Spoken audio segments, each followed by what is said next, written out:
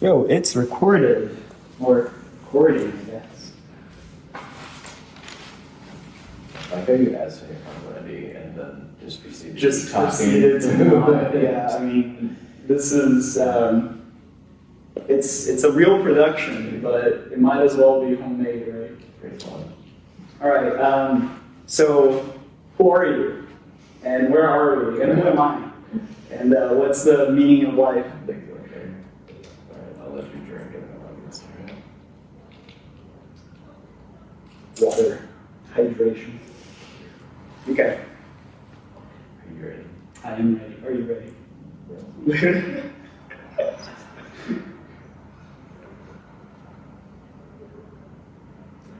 Hello there, everyone. My name is Ramirez. I'm one of the pastors here at Palo Alto First Christian Church. And today we are doing a long-form testimony. I'm joined by Flaumbert, Ruas, my good friend, as he is ready to share his testimony. And when we use that word testimony, we're talking about not just a life story, but a testimony is declaring what God has done in our lives, how we've seen God move in a powerful way. And for Flaumbert, he wants to share in totality his story, his life and everything, because he's seen God show up in multiple instances and ways and consistency throughout his lifetime. And so yesterday, at the time of this recording, we did a testimony during our Sunday morning church service, but this is going to be more long form, more not time constrained. We have the ability to go everywhere. Just want to give you a heads up of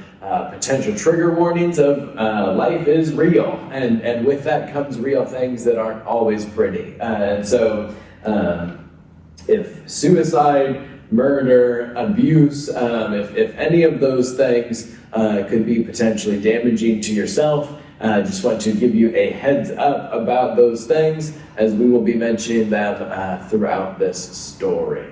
Yeah, this is a good point to pause the video if any of that is not what you'd like to hear. So, yeah. So without further ado. All right. So, I guess we start by my name. We're doing this again on the spot. I'm a weird one. I have a weird backstory, as you will soon realize. But I guess it kind of starts by, the very first question when people meet me is like, the normal, like, hey, how are you? Like, what's your name? And then it's like, oh, it's Flaumbert. And they're like, I'm sorry, did I hear that right? And I go, yeah, you heard that right. And it's like, that's a weird name. And I'm like, oh, I know, trust me. Like, I've been told a few times. So, yeah, for whatever reason, my dad decided that taking his first name and his middle name and mixing that together into one unique name was pretty clever. And so that's what it is. My dad's first name, Flavio, his middle name, Umberto, Flavio Umberto Flaumbert. People mispronounce it all the time, and I could not care less. So I just don't correct people. Middle name, Rafael, last name, Ruas. These are also incorrect pronunciations because we're speaking English, and the English language is not the Portuguese language or the Spanish language, and so those are also technically incorrect. It would be Rafael Ruas, but that's technicalities just for the sake of the recording. So yeah, I exist, as it seems. Praise the Lord. Either this is very good AI, or we're actually sitting here this morning, July 31st, 2023, in a place somewhere on Earth. So, yeah, I have a half Italian, half like German mixed with Portuguese, mixed with a few other mixes for my ethnicity. My mom's side of the family is Italian migrants. They left Europe let's say, late 19th century. At the time, Europe was not a very good place to live and raise a family. So, as with many other families, they got on a ship. They moved down to South America, to the south of Brazil, to a state that you can probably not find on a map if you tried. You might never have heard of it, and I would forgive you for not knowing where it is. So yeah, countryside, farmers, very poor, very frugal. Italians spoke Italian at home, mostly disconnected from the real world. My mom, I believe, learned Portuguese, so the actual language of the country they were in by the time she was in college. So very much offline, disconnected from civilization, in the middle of the woods kind of thing. My dad's side of the family is mostly Portuguese migrants. They came to Brazil, of course, as most of Portugal did. But like I said, also some German in there and some other mixes, Native American, North African, etc.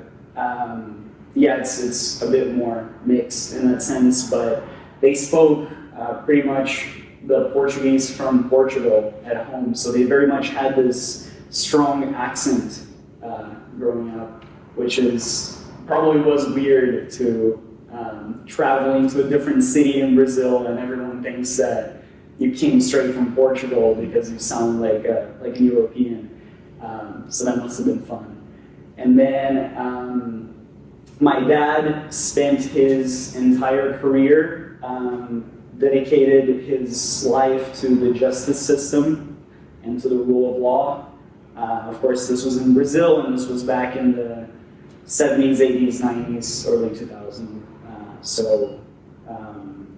Yeah, he's someone who's very focused on legislation. He likes reading, he likes writing, he likes reading the news. He's that kind of guy. Yeah, he was like the youngest prosecutor or the youngest judge in the history of the state, or something crazy like that.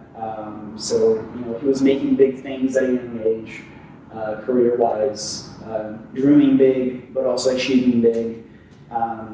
Pulled himself by his own bootstraps, got his own money, went to law school, got through the whole system, became a judge at a very young age. He had to have the facial hair going on so he wouldn't look so young, and people would respect, the guy that's supposed to be leading a court. My mom pretty much left her parents' home by the time she was 18, something amongst those lines, because she didn't want to be a farmer, and she didn't want to stay where the family was for the last 100 years. She wanted to go to the big city and be an engineer. So she was also dreaming big. There's got to be some genetics connection in there, some workaholic genes in us. She moved to the big city, left her parents' home, also got jobs and managed to pull herself through university, got a agricultural engineering degree, started working with machinery, still related to farming, but all the machines that they had at the time for agricultural purposes. Very much also a success story career-wise. And then they kind of already knew each other for a few years, I believe. They weren't technically co-workers, but they knew of each other's existence and were friends, and had mutual friends as well. So they kept in touch for a few years. And then my dad was getting older because he prioritized his career over building a family. So by the time I was born, he was 51 and my mom was 35. There was a 16-year discrepancy between the two of them. My dad, of course, was older and not really the ideal date, especially when you're approaching your 50s, I imagine. And my mom had medical reasons that she could not conceive naturally. So they kind of got together, allegedly, for dinner one day and like closed down the restaurant after everyone had already left. They were still talking, and they kind of figured like we both have similar values. We agree on morality. We have very similar ethics. We agree on how to raise a family, but neither of us can do it the normal way. Dad's old, mom cannot conceive naturally. It's like, okay, well, there is this IVF clinic, in vitro fertilization clinic, that was the first one in the south of Brazil that had literally opened like 6 months prior to that conversation. So it was like state of the art, like the newest of what medical technology could provide. And they were like, what if we bring a human into this world artificially? And they were like, okay, let's do it, but if you're going to raise a human, you should be under the same roof, and you should be married. And they were like, okay, cool, let's get married. And as far as I know, in a matter of like 3 months or something, they had a little ceremony, got married. Also, as far as I'm aware, like my mom's parents did not know any of that as it was happening. They were told afterwards, and I can only imagine my mom giving them a call and be like, hi mom and dad, I'm married, like I'm having a child, bye-bye, see you later. Something amongst those lines. That must have been hilarious. So yeah, I was conceived in a lab, you can say. That's pretty cool, I like it. I like the sound of it, lab rat. Yeah, and then it didn't take, we're looking at notes because, we don't have time constraints, but we have to get through a few things, and I can just talk for 12 hours if this guy lets me. It's only 22 years of life. I mean, it's, you should be able to do this in minutes, right? So yeah, if you're not expecting a long podcast, it's going to be a long one, so just hang in there with us. So yeah, it didn't take too long after I was born. Actually, let's go back. Let's go back to the future for a second, because it was interesting. My dad was a lifelong smoker. He was very much, addicted to cigarettes, as most people were in those days. It was kind of like the cool thing that everyone was doing. So he had very severe health complications starting at that age from being a lifelong smoker. So when my mom was actually pregnant, it was originally supposed to be, or it was originally 3 heartbeats. There were 3 heartbeats detected beating in there, healthy, normal, and then in a matter of, I believe, in the first trimester, something very quickly, 2 of them stopped beating. So it went from like me allegedly was going to have 2 siblings to all of a sudden like I'm the only one standing. And of course, if my dad doesn't stop smoking and they don't, take the medicine seriously, the odds are I'm not going to survive either, and I'm not going to be born, and it's the procedure is not going to go through, and they're not going to have the children that they probably paid quite a price to do the whole process. So my dad, as he tells the story, literally got home, grabbed his box of cigarettes, threw it down the toilet, and flushed it, and never touched it again. He used to always tell me, like, when it comes to drug addiction or any kind of substance addiction, like, you can do all kinds of treatments. It doesn't matter, what medicine comes up with. Like, none of them are gonna work if you don't want it to work. It's very much like a psychological thing. You have to want to stop in order for whatever it is that you're trying to actually help you stop. So it was the second that he had this purpose. Like, I need this child to survive and be born.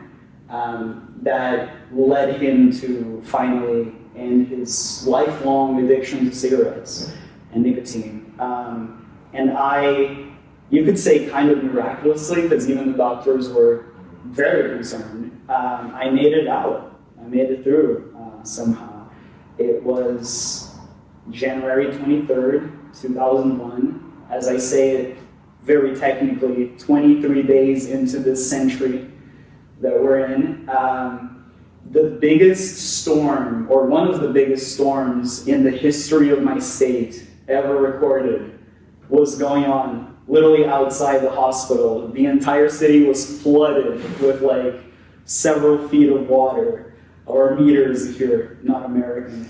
And there was a guy like riding a jet ski through the main avenue. And I'm pretty sure my dad still has the newspaper. The front page of the newspaper is from the morning after, showing a picture of someone riding a jet ski on my birth date.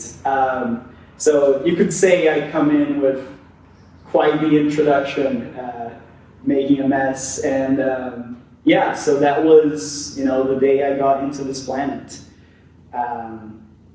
Yeah, cool story, isn't it? And we're barely just starting. I mean, this is like 16 minutes and I'm just being born. Not worried at all. Not a worry at all. And so within this family unit, mom and dad, but no really real relationship there as a foundation of mainly just together for the purpose of raising a child together. How does that continue to progress? As now you have entered the world and now you are a family unit of 3. Right. Yeah, and it's like very much transactional. It's like, hey, we want to bring a child into the world. We believe that we have similar values. Might as well get married and live under the same household. It didn't take too long for everyone to realize, oh, that's actually not a very good idea. It's actually not how things should be done. One of my earliest memories, like flashback memories from being a child, I was probably around 4 years old, and it was my mom, like, literally on the floor, screaming in pain with her leg broken. So it turned out that even though my parents always agreed on morality and how to raise a kid, they couldn't really stand each other, realistically. And especially if you're living under the same roof, ideally you should be able to look at each other in the face and coexist. And they were not very good at that. So it didn't take too long for them to realize that. And it was my entire childhood, like from pretty much when I was born until, not to spoil, but when I finally left the house at 16, it would probably go 24 hours, but it wouldn't go 48 hours without a major fight. And by major fight, I mean physical, verbal abuse, like throwing around offenses at each other, throwing around literally any object that they could lift and physically throw at each other, they would. There would be constant plates and glasses flying around the house, punches, slaps, and it's a very important asterisk to put on this part of the story specifically, is that especially these days when we talk about domestic abuse, people immediately go to the male.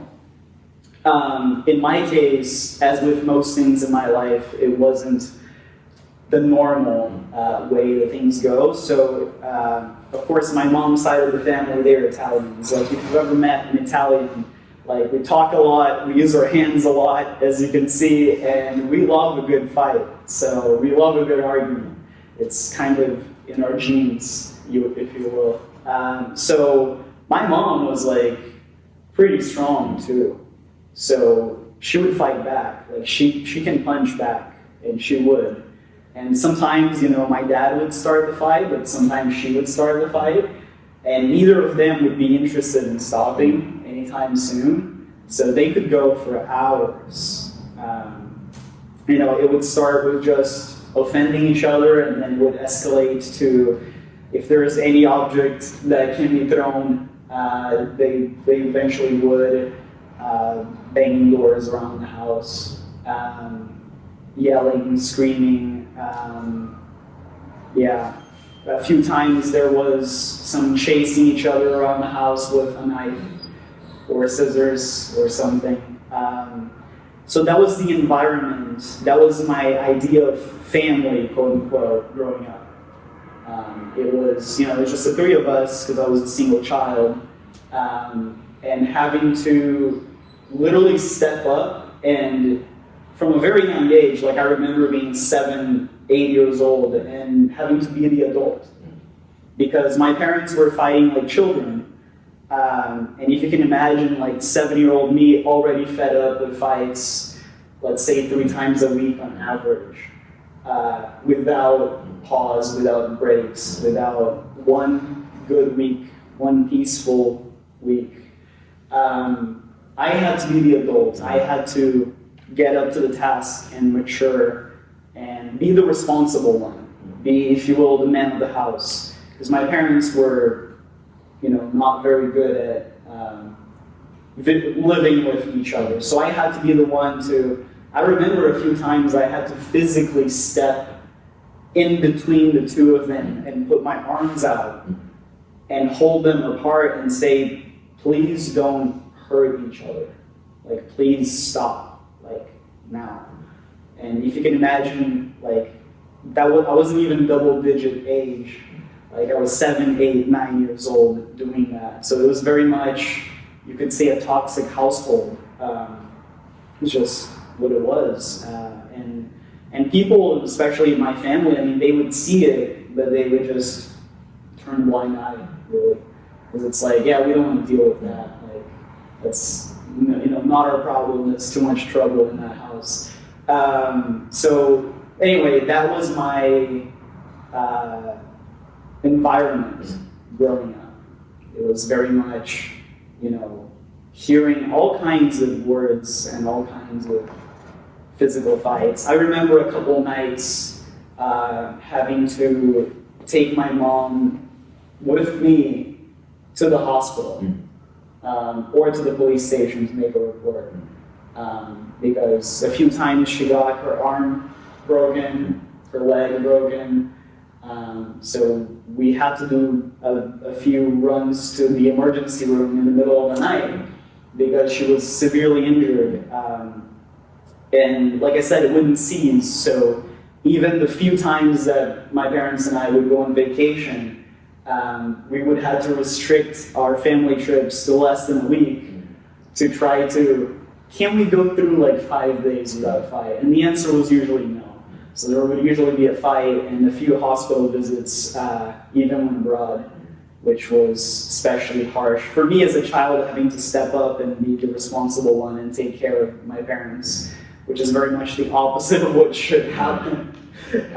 Yeah.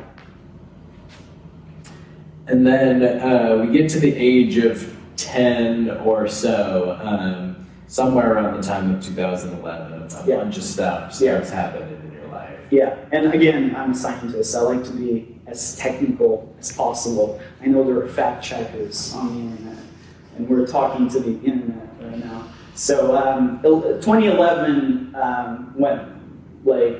it's when I would be 10 years old. My age is always the number of the year -1. So yeah, I was around 10 years old. My parents and I had just moved back to my home state because I actually grew up in a neighbor state. I was born in one state. We moved out when I was 1, and by the time I turned 10, we moved back to my home state because my dad's health started to decline. So we made the move back to the place where I was born, Porto Alegre, south of Brazil. Big city, but very much like urban. No beach, no summer, not your average. What comes to mind when you think of Brazil, right? Think of like very harsh winters and yeah. So urban area. So 2011 is like kind of a story of its own, I think. And it all happened in the span of 1 year, so it probably bleeds a little bit into 2012, to be very specific, of course. So between the ages of 10 and then almost 11, my dad, who spent his entire career, 30-something years, almost 40, you could say 4 decades, dedicating his life to the justice system, making sure that the rule of law was protected and that bad people were in jail. It's fair to assume that he upset a lot of very bad people, a lot of very dangerous criminals and very dangerous gangs. So, like, Brazil is already a dangerous country, especially in the last 20, 30 years. It's been not the ideal place to live, in my opinion. But it was 10 times worse if you had my last name. Because we knew, and we had already been warned by police and all, that, like, be careful when you go outside. Be careful that someone might be following your car, because they see your last name and they remember my dad. And there could be people who are now out of jail after, God knows, 10 years, 20 years, 30 years, and they might be looking for revenge. So 2011 happens, we moved back to my home state. We just moved into a new house, I just moved into a new school, of course. I was, 3rd grade, something like that. And then I had an aunt who was the only family member who actually lived in the same city as us. Everyone else lived on the countryside of the state, like a 3 or 4 hour drive away. So most of the family was like a little weekend road trip distance from us. But I did have this aunt in the same city. So she was basically my second mom, right? When my parents would go out or they had to do something, instead of, leaving a child alone in the house, which at that point they absolutely could do because I was more than mature enough. I was raised with that mentality. Like, I started cleaning my own room when I was 10 or something, and I was like doing my own laundry by the time I was 12. Always been like super organized and clean and all that. So I could absolutely take care of the house, but just in case. They would have my aunt come and spend many hours of the day, I would say even sometimes most of the day with me. So she was very much my second mom, and we were very close. But she was a public school teacher, which in Brazil that means you're very poor. You're making a fraction of what is technically the minimum wage. Like, it's not even technically minimum wage. You're not, dressing nicely. You're not driving a nice car. You don't have any of that. And she was, if I'm not mistaken, like elementary school teacher. So she was teaching little kids in a rough neighborhood of a rough city of a rough country. And she had the same last name. So that was like grave danger. And it's not like we didn't know it, to be fair.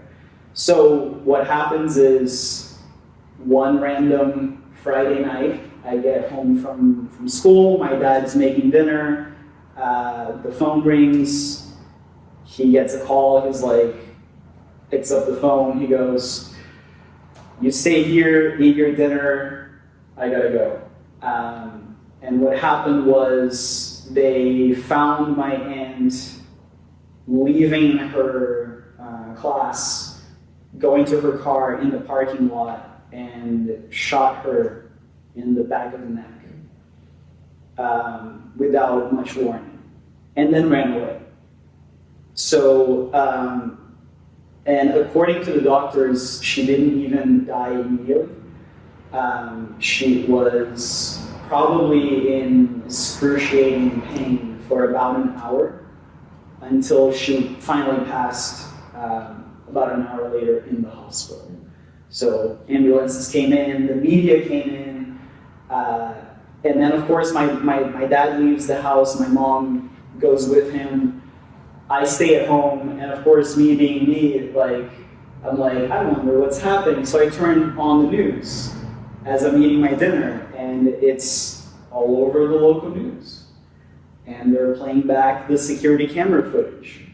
And they're showing it over and over and over again, the footage of the actual shooting, and the footage of the ambulance coming in, and interviewing, people who witnessed it, and the whole media thing. So I remember my parents got home probably around 4 a.m, and having no idea what to say to a 10-year-old child. Okay, now we have to explain to this kid, what is death, what is a funeral, what does it mean to lose someone, especially someone so close to us. So they get home and they're like, hey, we have to talk, we have some news. And I go, oh, I already know. I'm way too smart for that. I was watching the news for the last 6 hours. I've seen the footage 20 times. I've listened to the whole story. I'm as informed as you can be. So they're like, okay, so there he goes. He knows. But still, I was still a 10-year-old kid, living in a very much not healthy household. And now that had happened. And that was the first time I had to go to a funeral. And I had to figure out, what does it mean for someone to die? What does it mean to lose someone? Especially someone, like I said, who was so very close to us. And that is just the beginning of that year. Believe it or not, that was a very long year. More things happened. So, what's the second bullet point? Dad? Yeah. So, Dad's health, like I said, we moved back that year to my home state because of better hospitals, better insurance, whatever. Because my dad's health was already in decline that year. So, I was in a new school and all that. So, not long after the assassination, he goes to the hospital. And that was actually a 4-year battle of its own. So it started in 2011, but it really went all the way to beginning of 2015, if I'm not mistaken. So he was living more of those years in the hospital than outside.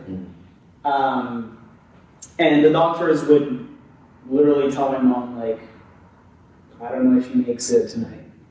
I don't know if he makes it another 12 hours or 24 hours. He's in a very, very dangerous health situation, and it could happen. I remember, the following few years, between 3rd grade and 6th grade, I was probably pulled out of class 5 or 6 times. And after the second time, I knew exactly, what the script was, and I knew exactly what was happening. Some family friend was outside to pick me up from school, to take me to the hospital, because the doctors called the school to get me to go to the room to say goodbye to my dad. Because they would say, hey, he's not going to make it tonight. He's probably going to die in a few hours, so bring the child in, let him say goodbye, and let's see what happens. And of course, it's going to be enough time. It's already been half an hour, it seems. But it's enough just telling my testimony, but it's funny because my dad has a testimony of his own. Fast forward to now, he's fully healed. He's a normal, of course, an older man, but healthy. After 2015, after 4 years of, you could say he was in his deathbed, just preparing and waiting for the worst. And my mom sometimes brings it up to the doctors, and the doctors try to dismiss that conversation because they don't like getting into the details, because scientifically they cannot explain what happened. because my dad, for 4 years, like, he was all but dead, right? And then all of a sudden, like, whatever problems were going on in his body just kind of disappeared. And they're like, yeah, we don't know how to explain this. Like, it makes absolutely no sense. So they don't even like us to bring up that subject, because it's like, let's not talk about this because I don't know what to say. Like, this is not normal. We've never seen it before. So yeah, the doctors don't like to hear about that story. So of course, my aunt was dead. My dad was in his deathbed. My parents were fighting for as long as I've been alive. And of course, like, this probably makes sense, but I was depressed, right? I was thinking that, hey, my parents are only together because I exist. This must all be my fault. And those kinds of thoughts started to pop into my head, like, it's all your fault, it's all your fault, like, you're the cause of everything. Every problem in the world is somehow your responsibility. So I was very much depressed, and my mom was living between taking care of me, taking me to school, taking care of the house, and then also trying to live in the hospital, preparing for the worst. So she was doing like 3 jobs at once for like most of that year, and then the years following too. So my mom's dentist was also a friend of hers. Like, kind of knowing some of that story, asks her, what about faith? Are you a Christian? And she goes, yeah, of course we're Christians. Like, it's Brazil. Like, 90% of people are Catholics. And she's like, no, I don't mean, like, on paper, like, on the census, like, checkbox, like, marked, I'm Christian. Like, realistically, like, in practice, do you practice any, like, how's your spiritual life? How's that going? And she was like, oh, yeah, like, we don't go to church. Like, maybe during Christmas, as most people, I imagine you. It's like, you go to church once a year, and that's about it. So my mom's dentist was very much a Christian, and a practicing one too.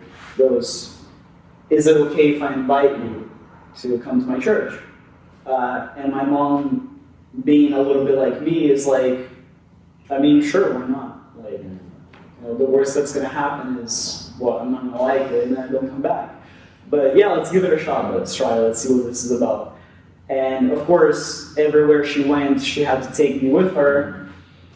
So she goes this Sunday, I would think probably like mid-2011, probably around August. Yeah, so we go this Sunday, we enter this church that we probably never entered a church before. And we hear about, the story of Christianity. And me being, I was 10, but like, I was always very much a scientist. And I like facts, I like the truth, I like hard questions and hard conversations, as the one we're having today and we had yesterday. So like, I can only imagine like the pastor of that church at the time, like this random like 10-year-old kid walks in with like a tragedy for a backstory, right? And this kid is asking all of like these very harsh, like theological, like philosophical questions. And I was just going off like, okay, so you're telling me this Bible thing is like, well, like, who is this Jesus guy? Like, what is he about? What did he do? Like, how does that whole thing work? And all the normal questions that people have, like, is God just some dude with a beard in the clouds? Like what does he do again? Does he have like a crown, or how does that work? So I went through all of those questions, but I'm also like interested in learning and finding things out. And thankfully, that church, I think that pastor did a very good job, all things considering. at explaining Christianity to us properly. Because, of course, you can go on the internet and you can hear all kinds of things about Christianity, but that doesn't mean that you know anything about Christianity. I mean, you can just go straight to the source. You can literally open a Bible and read. But I get it, it's a lot of words. Most people don't have the time or courage or whatever to do that. So the second best thing is you go to a place and you talk to someone like yourself, who hopefully knows a thing or two about the faith and can hopefully explain it and make sense of it in simple terms. So, we were going for a few weeks, a few Sundays at that point, and I was asking questions, of course, and my mom was also paying attention and going, of course, I was raised by a judge, a man of law, a man who knows, my dad can recite Brazilian law, upside down. It's hilarious. You can open any page in, the Brazilian Penal Code and be like, okay, page 600, whatever, and he will just read it out to you. And then he will go on for an hour explaining how here's the story of this law, because that king of that kingdom, 300 years ago, did that thing, and then he will just go on and on about law. Basically, what I do with computers and technology is being my thing. His thing is just laws and regulations and things. So it's really funny. So I was raised by and surrounded by also his colleagues. I always tell people I'm very political, but I didn't choose to be political. Politics chose me. I was born into it, you could say, because half of my dad's family, it's either judges, prosecutor, lawyers, or straight up politicians. I'm pretty sure I have a baby picture of me being held by the governor of the state at the time.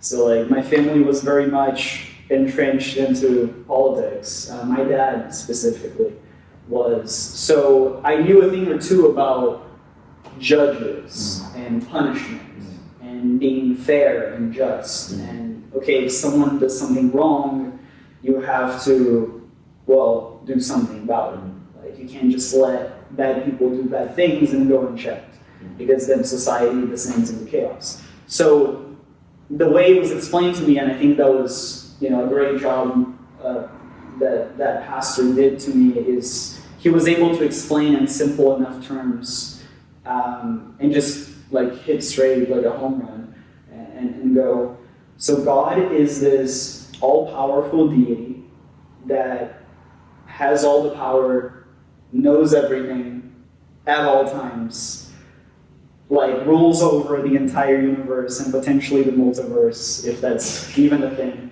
I always say, if this is a simulation, he probably runs a simulation too. Why not?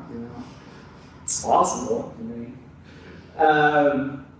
So, yeah, God is this judge, so he is fair. So he has to punish what is wrong. There has to be this moral compass of what is wrong and what is right. There has to be rules in nature, that's what we call science, but there also has to be rules in morality. And here's the things you should do, and here's the things that you shouldn't do as a human being. So then the question becomes okay, we all make mistakes. I think we can agree on that. I hate how sin, the word sin is a taboo these days. People don't like to say the word sin. There's kind of a negative connotation to it, but that just means you did something wrong. That just means you made a mistake.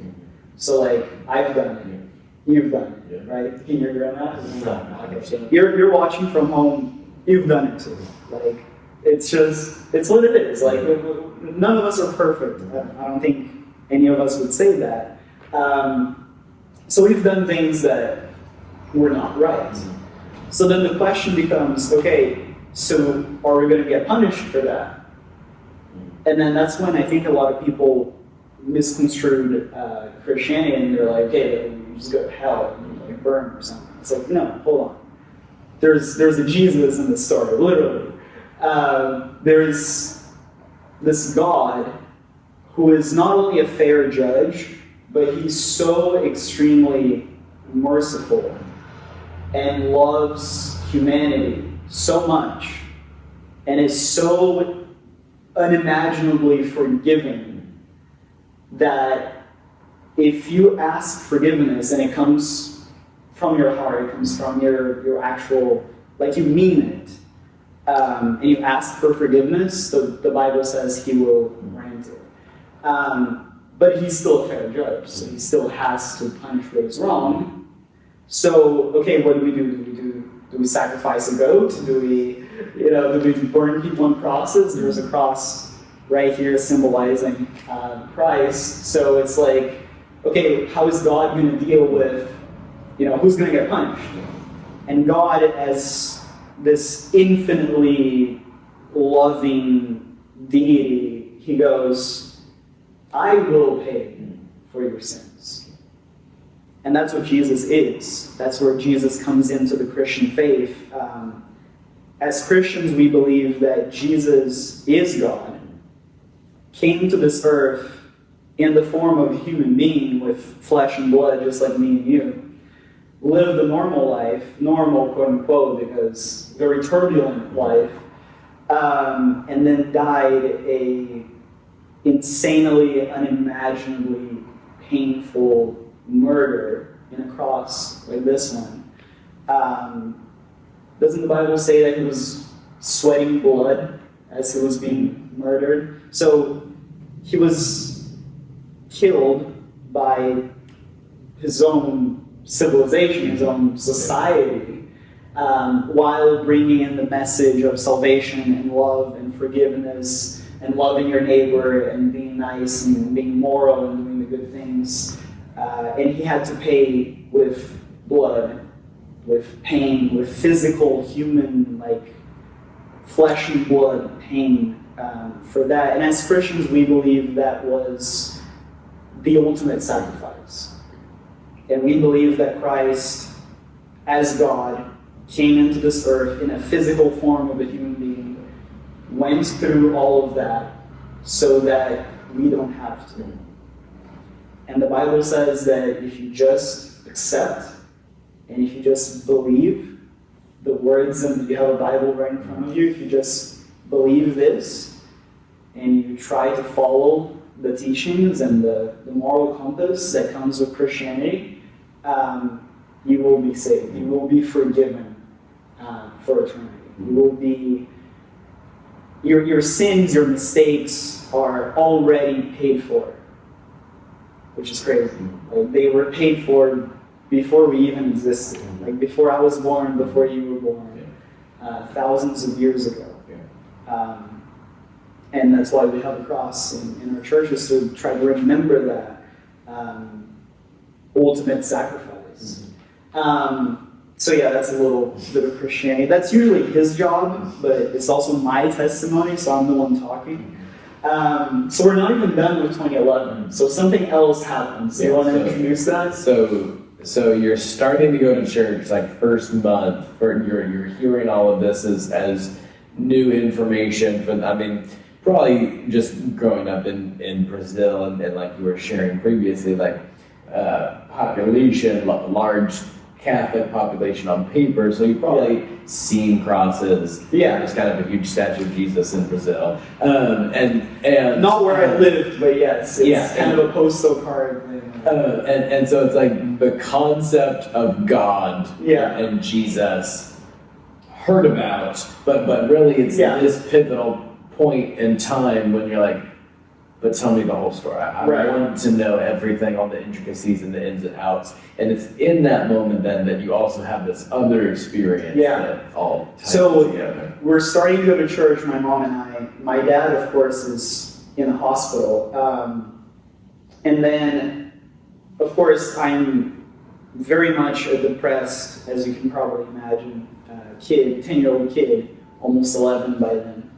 And then there was this one night that I wake up in the middle of the night, and for context, my parents and I, we lived in the topmost floor of this high-rise, like this 25-story building in the middle of downtown, like views to the whole city, but very much a tall structure.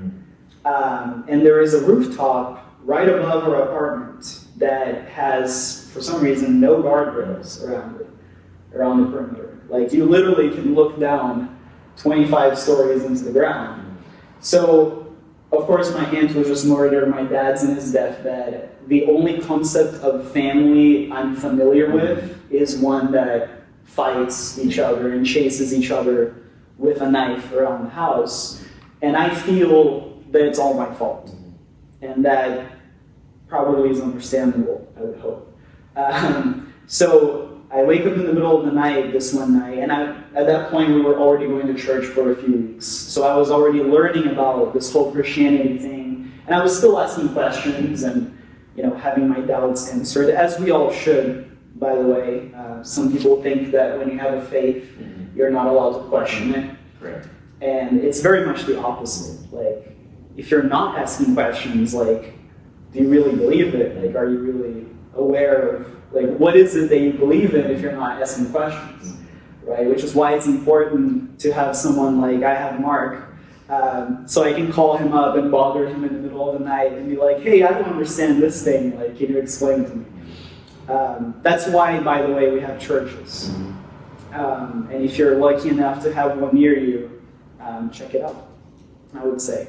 So, so I wake up in the middle of the night and I make sure my mom's asleep because, of course, I'm smart. I make sure she's asleep. Nobody else is in the house. There's no security cameras anywhere in the building.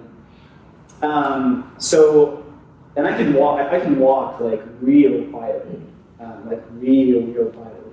So I sneak out of my bedroom, go upstairs, and just kind of sit, like with my legs kind of falling off the edge of the building, because I can't sleep. And I just sit there for probably, half an hour, maybe an hour, just looking into like this view of the whole city in the middle of the night. This was probably like 2, 3 in the morning. And I remember it was cold and a lot of wind, as it does in the rooftop, So it's funny because like the odds of a burst of wind coming in and pushing me down the building and 25 stories into the ground was very likely, I would say. And that was kind of my goal. That was kind of what I wanted that night. Like, I didn't want to jump, but I just wanted it to happen. I think, like, looking back now, I kind of knew, even though I didn't realize that, like, my aunt was just brutally murdered because she has our last name. And these, like, guys, that they probably know where we live, they know our schedules, they know my school schedule for sure. Like, I almost guarantee it. They knew where I went to school. Like, realistically, I'm probably the second target. Like, I'm probably going to be the second one in their kill list. Because, of course, they want revenge on my dad. So they already killed my aunt, who's the second weakest victim in the family who's in town. Me. So I probably knew, even though I couldn't really put it into words at the time, I knew that I was probably going to be the second one to be shot in the neck. And I knew that it was very likely coming very soon. And of course I was struggling with depression a lot. And I was like, just speed up the process. Like, I don't need to wait for these guys to shoot me. Like, I can do it myself. But like, I was also like a scientist, of course. And I'm like, I mean, gravity is technically like a natural cause if you think about it. Like, if you die because of gravity, you can technically say it was natural causes, right? So I was like, yeah, I'm just gonna hang out in this rooftop, like 25 stories above the city, looking straight down, like no fear, and just like, let's see if I fall. And then if I fall, it's all good. You know, I didn't have any friends at the time at school. Of course, it was a new school, but even in my old school, I didn't have a lot of friends. My parents never had a lot of friends. My second mom at the time was dead. My dad was about to die. I was the next one in the kill list for those guys, probably. My mom was, of course, struggling, trying to handle everything by herself. Yeah. And I felt like everything, and of course, they were still fighting. So somehow my dad from the hospital, they still managed to fight, sometimes through the phone. So I was like, okay, this is all like because I exist. Like, it's all my fault. So what if I just end it? Like, what if I just disappear? Like, realistically, like, who's gonna care? Like, who am I? I'm just a random kid with a weird name who was bullied in school because of my name, because, you know, kids, like, of course I would be. Like, why did my dad not think of that? I don't know. And, you know, very tragic childhood. And it doesn't get much easier after that either. So it's like, if I die, like, the way I saw it, like, the world would benefit from it. Like, I was a waste. Not only a waste, but I was causing troubles just by existing. And I was very much likely to be murdered soon anyway, just like my aunt was.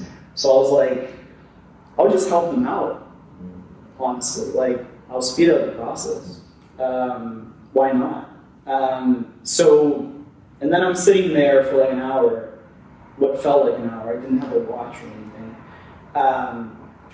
And again, not only did the wind not blow me down 25 stories, I actually felt what, to this day, I don't know if it was actually a burst of actual wind or if it was just some, you know, crazy, like, spiritual thing. But I felt some kind of physical energy that pushed me away from the edge of the building.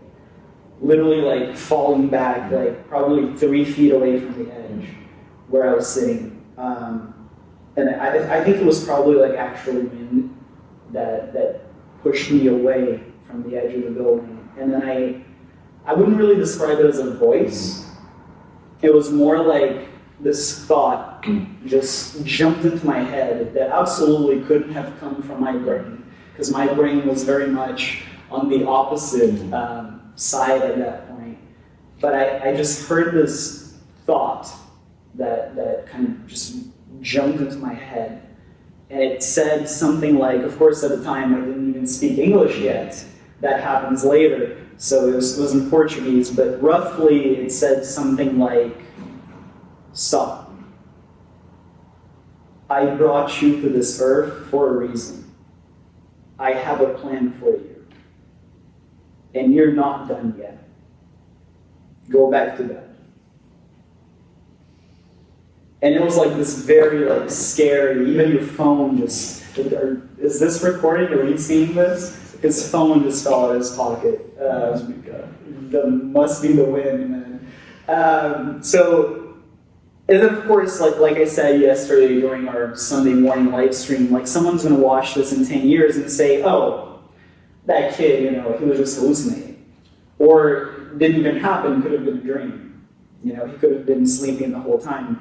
And you know what? Fair enough. Like, as I always say, like, science is when you can put something through the scientific method. And by putting something through the scientific method, you have to have a way to test it. And that's why I think both science and faith coexist, because they do different things. Like, science tests tangible things in the universe. Like, we can test these chairs, we can test these microphones, we can test the cameras that I helped set up. We can test these machines, but we can't test a spiritual experience like the one I had. So it goes up to faith. And it's similar to the Christian faith, or for that matter, any kind of faith. It's like, what do you believe in? And I think it's up to the individual. It's up to each and every human. Doesn't matter who you are, it doesn't matter where you come from or what you believe. Like, for some things in this world that we can't put through science, we can't put through the scientific method, we just have to ask ourselves, do I believe it? Like, do I feel it? We usually use the heart to say that our feelings come from our heart, but I just have to say this is not technically accurate. Like, the heart's a valve. It doesn't feel anything. Your feelings are actually up here in the brain, the coolest organ by far. So you have to know in your head, like, do you believe it? Do you believe the story? Do you believe my story? Do you believe my testimony? Do you believe the Christian story? Do you believe the story of Jesus? Do you believe in the resurrection? Do you believe in God? Like, nobody can answer that question except you. Like, you can pretend that you believe in it, you can dress the part, you can speak the part, you can put it in your social media bio, you can quote as many Bible verses as you can find online, you can do the whole charade, but it doesn't matter because it's not for other people to see it. Ultimately, it's for you. It's for me, it's for you, Mark, it's for anyone watching. I don't even know who's going to watch this or when. Like, you could be watching this 10 years from now, which is crazy. But, like, this is what faith is to me. It's like when you can't use science, when you can't use reason, when you can't put something through experiment, you just have to either believe it or not. And when I had that experience, which, for the record, was the only time in my life that you could say I attempted suicide. So what happened right after was, of course, for 30 seconds, I kind of looked around just to make sure that nobody was around me. And then once I confirmed that I was by myself, I quickly but quietly ran back downstairs, jumped in bed, made sure my mom didn't wake up, made sure nobody else saw me, and went back to sleep. So I went from, like, I want to fall off this rooftop to I'm going back to bed. Like, something just happened that I can't explain, that science can't explain, that honestly I don't even know if it was real, or if I was dreaming. Like, of course, it's very easy to say, like, he was just hallucinating. But it felt real. It felt as real as me sitting here right now with you talking about this. Yeah. So if that wasn't real, maybe this isn't either. You know, but or maybe it was all real. Maybe today is real and back then was also real. So that happened, and it didn't take too much longer. It didn't take too many Sundays after that for me to have a satisfactory enough level where I understood Christianity enough and I had enough questions answered that I was like, yeah, this makes sense. Like, I'm a Christian now. Like, I accept Jesus. I believe in the story of the Gospels. I believe in the resurrection. I'm in. Like, I'm sold.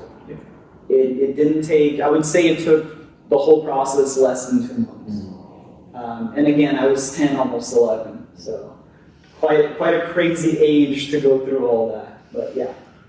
Yeah, just thinking about your brain and science and all that jazz of these two things of show me the evidence, give me the reasons, but then you've had an experience too, and sometimes people forget that, to your point of science and faith intertwining and everything. I think coexist was the word that you used, but it are those two things of like, we believe in a personal God, and that brings experiences, and we believe that through the Bible and other things that evidence of this is what we believe to be the truth, and you put those things together, and you have conviction, you have life change, you have these things that this is why I believe, and like you shared with everyone, and I can't make you believe that. It's something that you have to come to the conclusion yourself. And so, as we know, saying yes to Jesus does not guarantee that your life is going to be any easier. Absolutely not. And so, in your childhood, you start to have dreams and plans of what you want to do with your life. I was very much an engineer from, I would say, 4 or 5 years old, if you can believe it. You know, of course, I was having political debates with actual, 80-year-old lawyers by the time I was 6 or 7. But by the time I was 4 or 5, I started playing with Legos. And I remember, my parents brought in this, Lego helicopter. And I just looked at it for a while, and I was like, I wonder if I could make it fly. Who knows, maybe it flies. So I took, an electric motor from another, car, toy, whatever it was, strapped out the battery and the motor, somehow put it together into this little Lego helicopter and made the propeller spin. Not very fast. I was 4 or 5. But I managed to somehow make the propellers spin, and I was like, oh, that's so cool, I did a thing, and it moves. It didn't take off. It didn't fly, sadly. I didn't know enough of physics to know what it takes for a helicopter to take off. But I was like, ooh, I can make wheels turn. I can make propellers turn. This is cool. And then, I remember, growing up, my dad had his, desktop computer, as most people had, a tower in the office back in the day.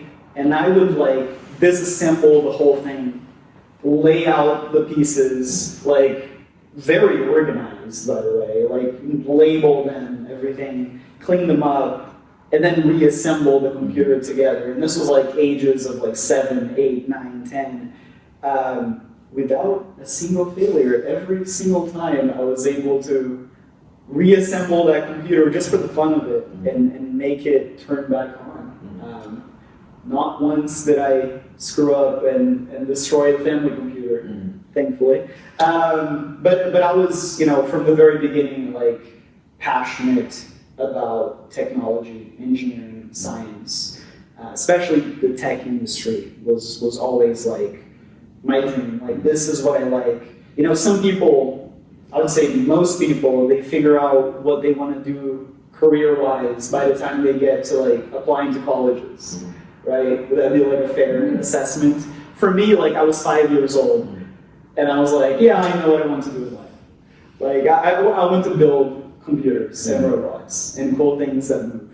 And then, I'm 22 now, and the answer never changed. So my convictions are pretty accurate. So I want to be an engineer when Yeah. I grow up, and it's not just engineer, but tech. Yeah. And so then that, as you explored that, you discover that there's one place where that's really happening, and you want to be there. And by that time, I was also already getting involved into politics. And I was born in 2001, and starting in 2002, Brazil, politically speaking, not without getting into too much detail, at least today, we'll do that another day, but started to decline, majorly. Just a quick note, my dad was responsible for creating the legislation package that was meant to protect children from abuse. That was one of his, career's biggest achievements, is he was responsible for creating that legislation that would protect children from sex trafficking, abuse, that kind of stuff.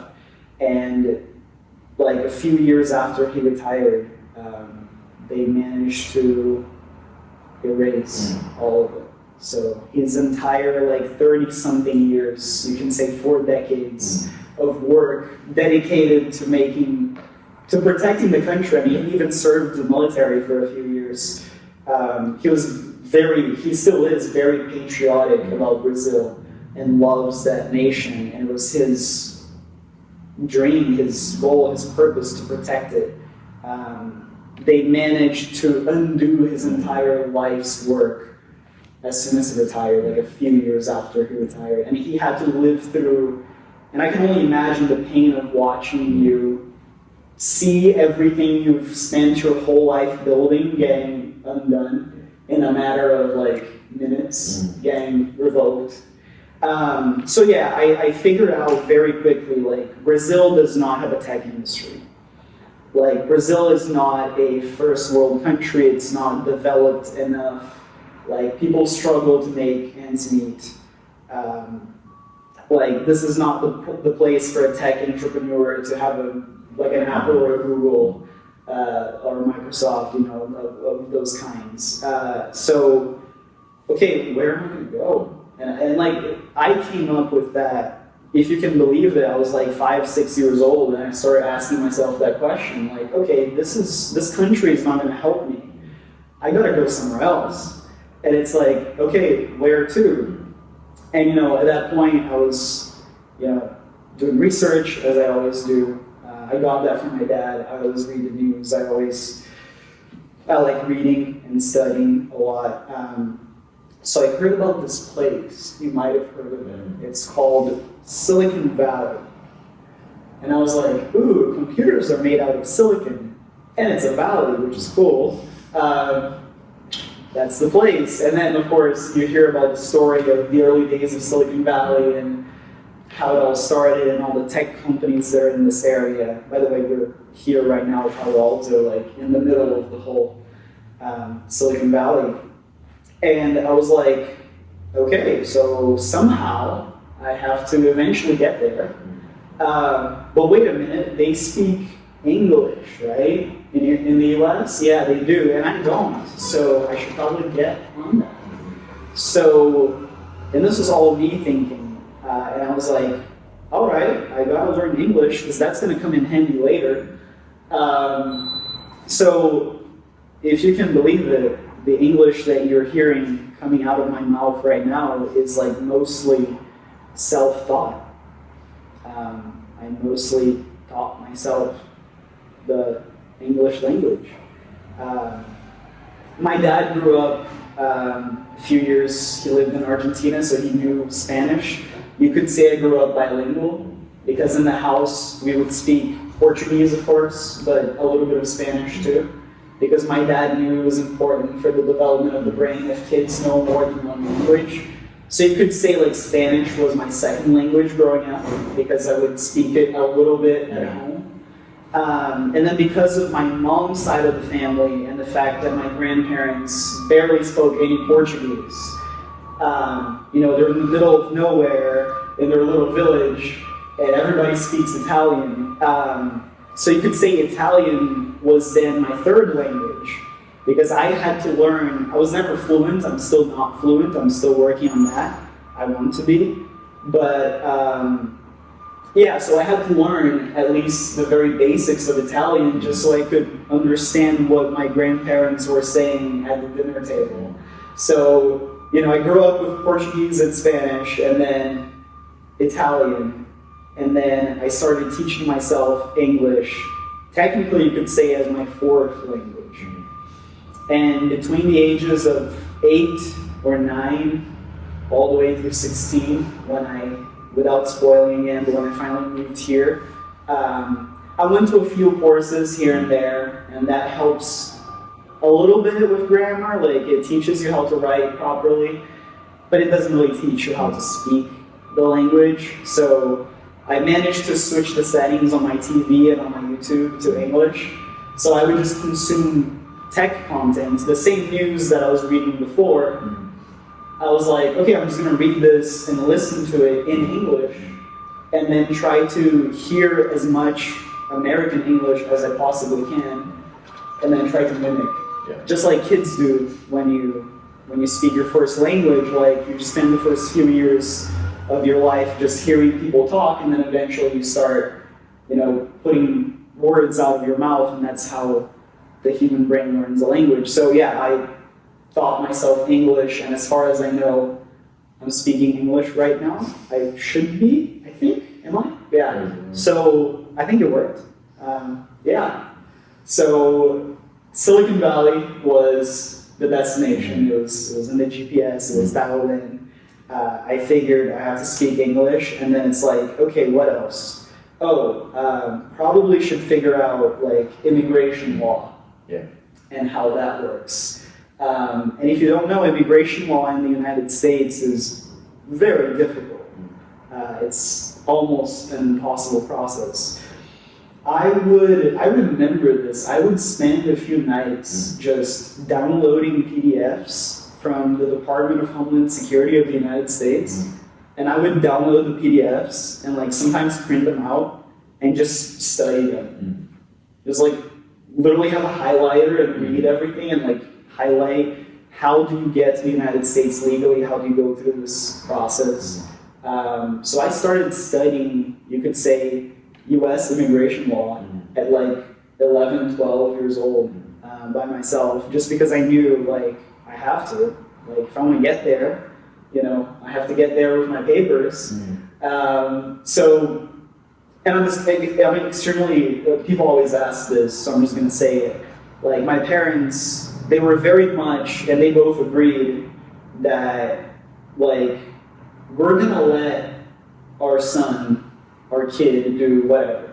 Like seriously, do whatever you like to do with your life, go take over the world, but we won't do it for you. Like we won't hand it to you on a plate. Like if you really want it, you have to put in the work. And I deeply appreciate my parents for that. Like despite all the traumas from childhood, like the greatest gift they ever gave me was they taught me from a very early age how to be independent, take care of myself, which came in handy when at 16 years old I moved out of the house by myself, came to the United States by myself, without knowing anyone or having any family. Literally packed my bags, came here, and this was the beginning of 2017. So my parents came with me initially for the first trip. We got here like, I think it was Christmas 2016, so I had just finished 9th grade, which in Brazil is not high school. So 10th grade in Brazil is the first year of high school. So for me, it was like, it's now or never. Like, I moved to the United States now and get into high school, or, you know, if you wait until college, it's harder to get into college as a foreigner. It's easier if you do high school here, and then it's easier to get into college. So, like, now's the time. Like, let's get on the plane, and let's figure it out when we get there. We have a few months legally that you can stay and search around, and we used up that time that we had. Originally, my parents were trying to figure out, like, is it possible for the three of us to move here? Of course, legally, like, buy a house, whatever, then you can go to school. It didn't take very long talking to attorneys here to figure out that, especially when you're retired and older like my dad, it's not very easy to move countries. Usually countries don't want retired people moving into your country. They want younger people who are willing to study and work and all that. So it didn't take long to figure out that it was going to be just me and my parents were going to come back to Brazil, which, I mean, they like Brazil. They spent their whole lives there. My dad actually, he did his schooling in his university in Portugal and willingly chose to move back to Brazil.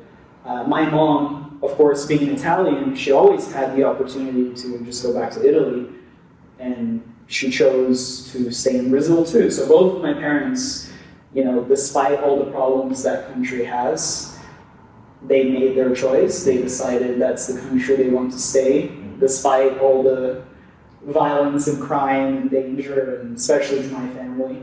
But I am very much and have always been of the opposite opinion. I never liked the country. I was never a big fan of Brazil. I was never a fan of their politics, even culture, even the way people go about their lives. Of course, there was no tech industry there, so there was no career-wise, it didn't interest me. But ever since I was a little kid, I always really liked America. And it wasn't just the, Hollywood brainwashing kind of America. It was like, I legit, I was reading the US Constitution as a kid, and I was like, this is a really cool, piece of document. And it's like a really cool story of a country that, it's all about, freedom and living with people who are different but coexisting and all that. And I was like, this is so cool. And they're wealthy, they have massive big tech corporations, which is where I want to be and where I want to work. So anyway, here we are, January 2017. It was either the first Sunday or the second Sunday of that year. My mom, who at the time, she was already very much involved into her church, and she couldn't stay a lot longer than a week without walking into a church. She and I were just taking a walk around Palo Alto, California, just on Sunday morning. And if you've ever been to Middlefield Road, where we are right now, there's 10 different churches, maybe even more. There's a bunch of churches in this area. It's amazing. So we were just taking our morning walk and just kind of looking around and seeing, hey, which doors are open this morning? What looks interesting? And I remember this clearly, my mom and I walking down Middlefield Road from that way here, and then we saw this church, and we were like, oh, this looks cool. It's a little small, kind of old school architecture. They're cute. It's kind of cute, and it's small and probably just a few families in the area, very family centered, and everybody knows everybody. It's this very close community kind of thing. And my mom and I kind of look at each other, and she's like, looks nice. And I was like, sounds nice. Because of course I was the only one seeing all the words in English and knowing what they meant. So I told her, yeah, this looks all right. And she's like, looks good. So we walked in.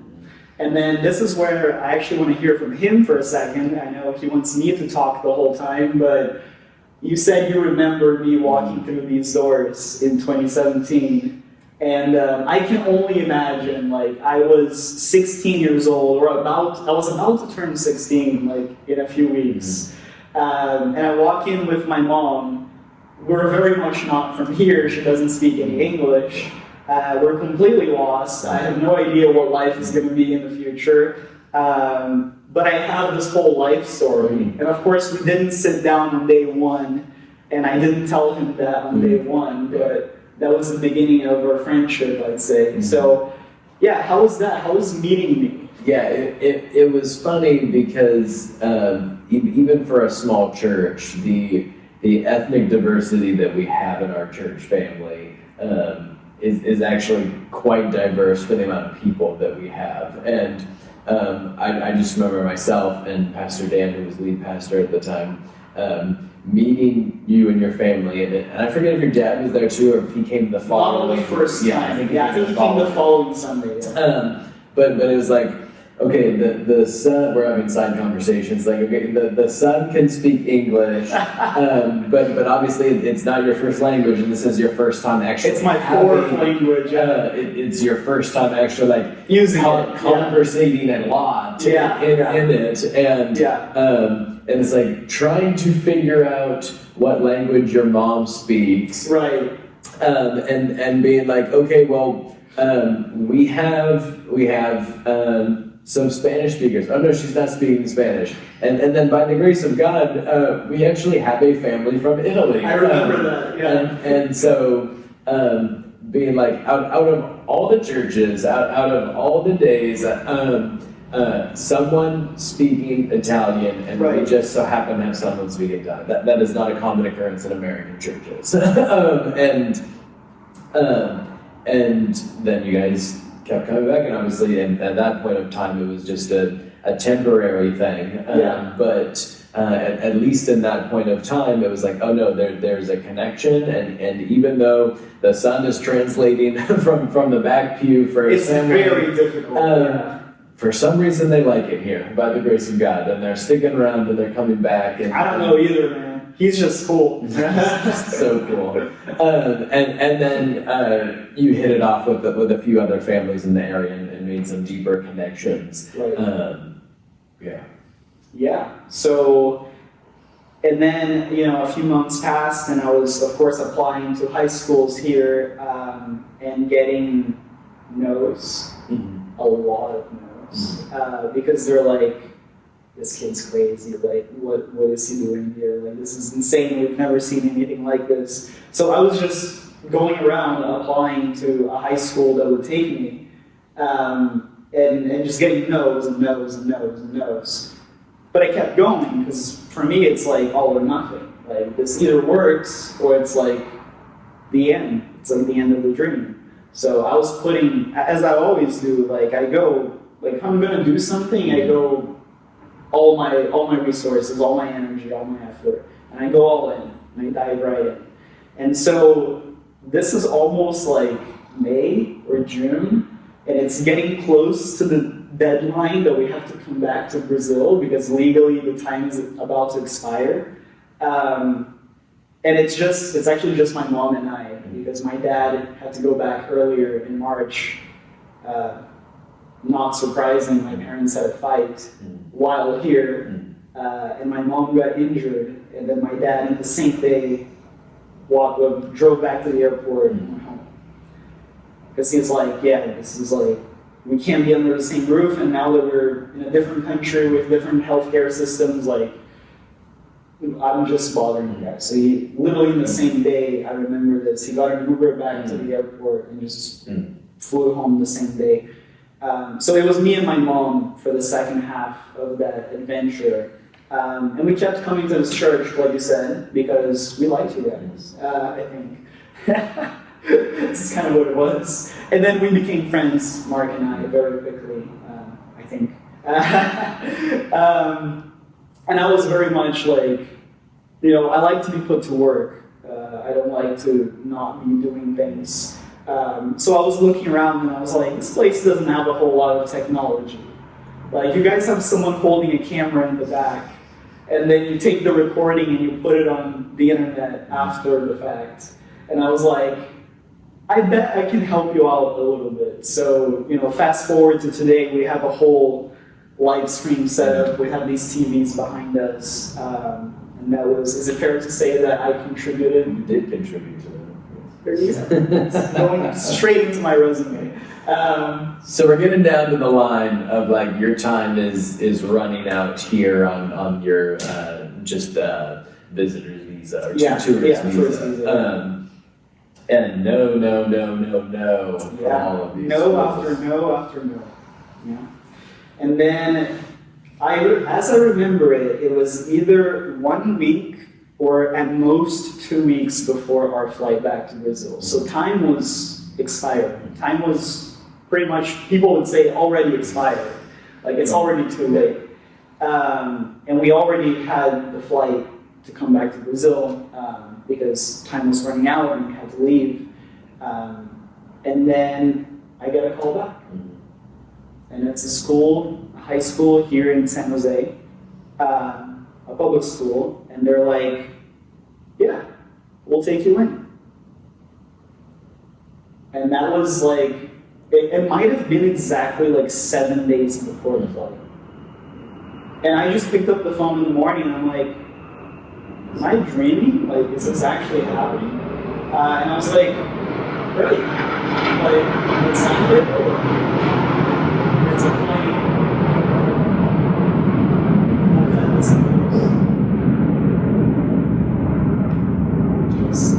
No plane. You know what? We'll leave it. Just so people know this is real and like completely unfiltered. And I know we're holding the outline, but we're just having like an honest conversation. And this is all one take, I hope. assuming the camera's still running.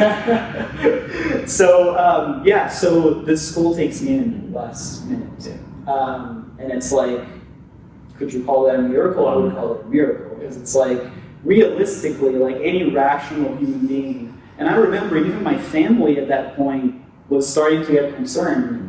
And I was getting these calls from like my aunts and uncles and cousins, and they were like, dude, like you're missing half of the school year already. Yeah, because in Brazil, school system runs January 1. Yeah, because it's the southern hemisphere, so the school year goes from like February to December, because summer is in December, winter is in June, July. It's flipped. Yeah. So you've been skipping out of school for the 6 months that you had here on it was a big leap of faith, you would say, because had that all failed, had it not worked, not only would I have to go back to school, I would have also missed half of the school year, which would have been trouble. It would have been a lot of work for me for the second half to make up for it.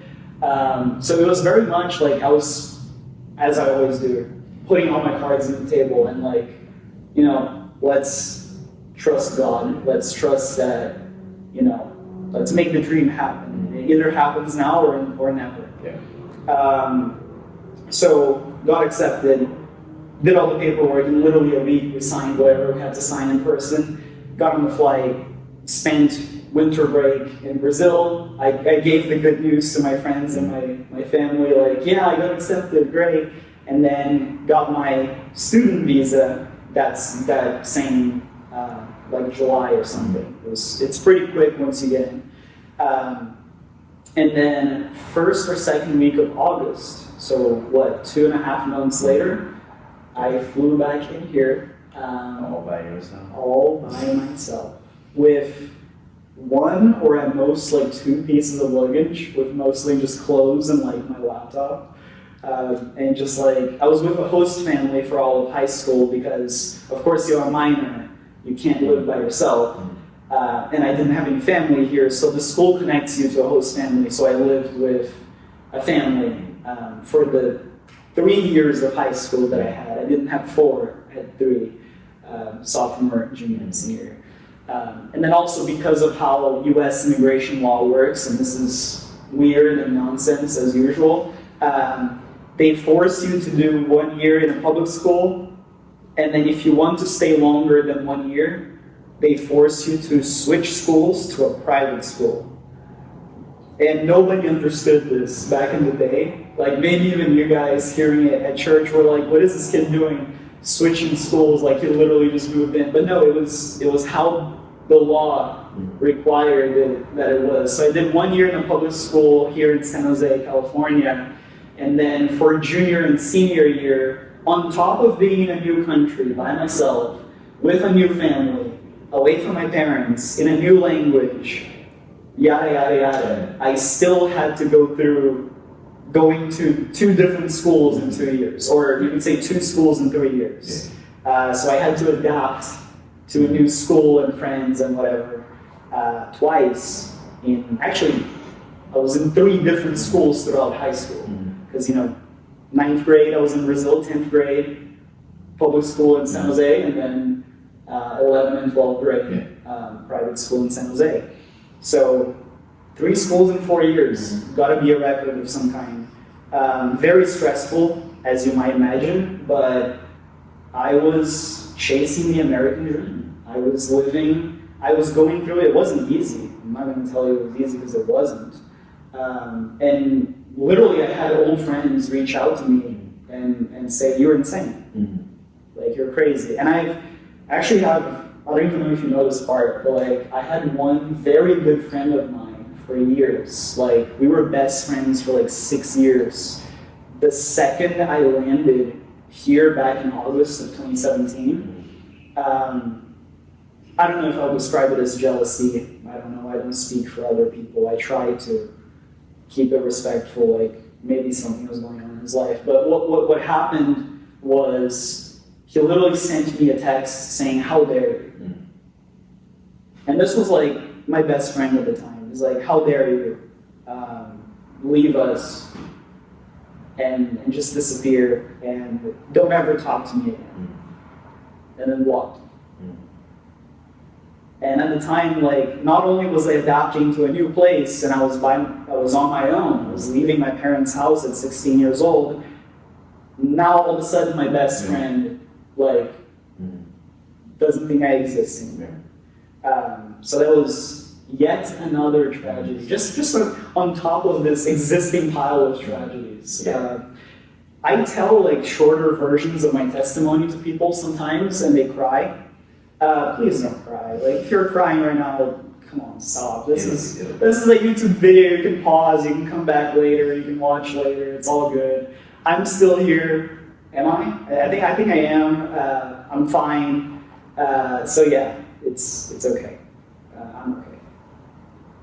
Yeah. So I come back. I go through school, and then even getting a driver's license. That part you remember, right? So Mark, of all of my testimony, this is probably like he's my best witness. He can vouch for me at least for this part of the testimony. Just very briefly, like even getting a driver's license here, which of course I was in the age that you're allowed to do this here, technically. But of course for me, as with all things, it's not so simple. So between paperwork and whatever, it was a 1.5-year battle with the DMV, and this guy saw it all from the very beginning. Just briefly, how was that from your perspective?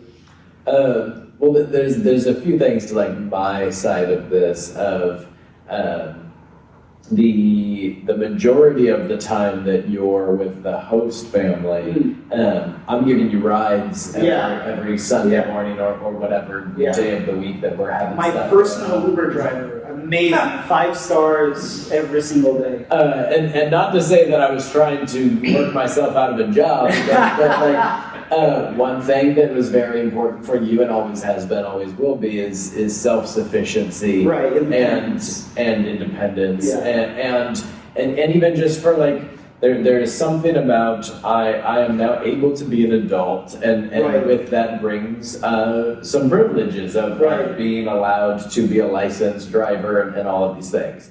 Your situation, of course, more complicated because it always is, of visa, immigrant status, and even the organization through which your whole student visa thing, they had their own rules on top of the government's rules, this organization's rules on you're not allowed to do this. That's very harsh. And so that meant like in high school, all of your friends are getting their, all your American friends are getting their licenses and can drive. And you have restrictions on when you're actually able to do that. So when the time actually came, and you're like, don't have those restrictions anymore, I actually have the freedom to be able to do that. It's like, well, of course I'm gonna help you with that. It's not just gonna be like, well, sorry kid, go and buy your own car and figure it out type of thing. It's like, I will, as best I can, help you learn how to drive and then help you figure out all the stuff with the DMV.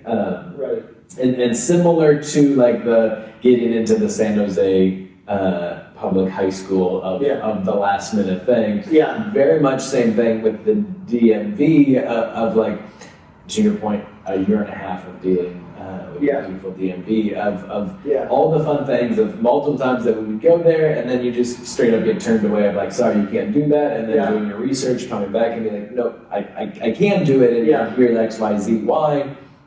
And then beyond that of like, you take the first driver's test, and I forget, either you were driving too slow or something. So the first one, I did good, and the guy was just mean. So he was like, nah, I'm not gonna pass this kid the first time. So the first time I drove well, at least I believe, if you can believe me.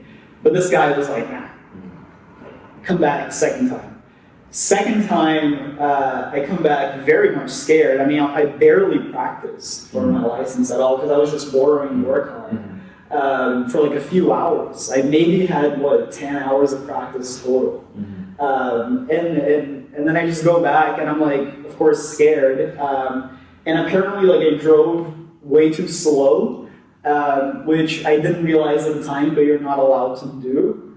So the second time I actually failed, because it's like, yeah, you're going like under the speed limit so much that it's not safe, it's not legal. So then I legitimately failed the second time. Yeah.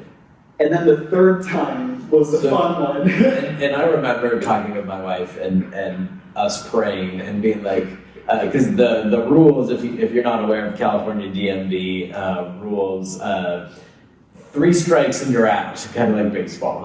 You have 3 attempts, and if you on your 3rd attempt, if you fail, you have to start the whole process over again. And so that means the application, taking the test, taking the written test, and then doing the behind the wheel test, which is the main thing. And so I just remember being like, oh dear Jesus, like this kid has had to deal with so much like disappointment and frustration and jumping through the hoops and all of these things.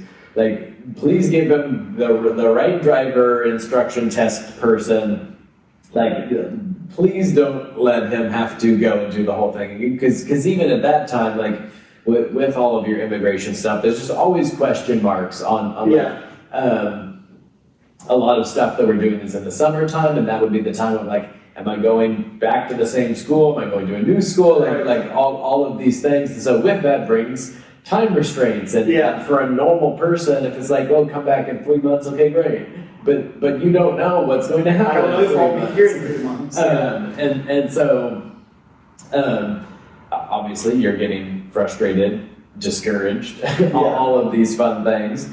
And so it was like, Jesus, just like help him pass this last one. So the 3rd attempt. Yeah. So the 3rd attempt was horrible. I absolutely, without question, failed that one because the lady was screaming in my ear. I mean, bless her heart, but she was screaming in my ear from the very first second. And I'm like, please, lady, I'm trying to maneuver an actual vehicle here. Can I concentrate, because that's kind of like a safety requirement, is I have to be focused. So it was very tense, I would say, very nerve-wracking. And we definitely ran, like, I don't even know if we're supposed to say this on the internet, but we definitely ran like some... I can't figure out why you took your test. I bet they can. Someone will. But we definitely ran like some red lights. Like, it absolutely happened. I remember it. Because she was screaming in my ear the whole time, and I was trying to stay focused and like not crash your car. That was like... I didn't even care at that point about passing. It was just like, I don't want to wreck my friend's car because he's been helping me along this entire journey and beyond. I mean, ever since he first met me. So like, let's not wreck this car. Let's hopefully stay alive. So yeah, we definitely like ran red lights. We ran like a stoplight or 2. Like, I think we might have hit a bird or something. I don't even know. It was horrible. And then, like, we get back to the DMV, and like, you're gonna remember this. I walk out of the car, and I'm just asking the lady, like, okay, so how do I like reapply? To start from the beginning, because like 3 strikes you're out, like you said. So like, how is the process of reapplying from the beginning? Like, how does that work? How do you hit the reset? And do you remember what she said? She's like, no, stop. I don't know why you're getting all caught up on this. Like, you passed, go inside and get your license. Like, very just like, shut up, kid. Like, she's like, this kid's crazy. Like, you passed, you're good. And I'm like most people, I think, would just be happy and walk away. But I'm me. So I hear something like that, and I'm like, no, I didn't. Like, you've got to be kidding me. If that's driving, like, I don't know what's driving. Like, I was upset. Your moral compass and sense of justice of like, that was wrong. That is a red, that is not a green. That's a violation. Like, it's literally illegal. Yeah. Like, this shouldn't count as a pass. So I was upset when I got my license. After the whole 1.5-year process, like, and you might remember this, I was mad. Yeah, no, he was so mad. I was like... I was cracking up. Just shut your mouth and get your license. This guy was laughing, and I was like, I don't want to accept this. Like, I want to do it again. Like, anyway, so I go into this building, and I show the paper that says that I passed, and it's the same guy inside from the first test. And he looks at it and he's like, "You're not allowed to get a license." And I'm like, "Oh man, like here we go again, like all from the beginning." And then I have to explain, like, we've already gone through this. Here's the research. I brought all the paperwork. It says here and here and here that it's all legal and it's all allowed, blah, blah, blah. And because of X, Y, and Z, like, because I have all my paperwork. And I literally messaged you from inside the building, like, "Hey, Mark, the battle's not over yet. Like, hang in there." And you were just playing, like, your Nintendo Switch outside. Like an hour later, when I finally got out with my license, because they had to call the manager of the manager of the manager that was somewhere in like Sacramento or something, and then come back like, and I was just sitting there waiting for like an hour, and you were sitting outside waiting, having no idea what was going on.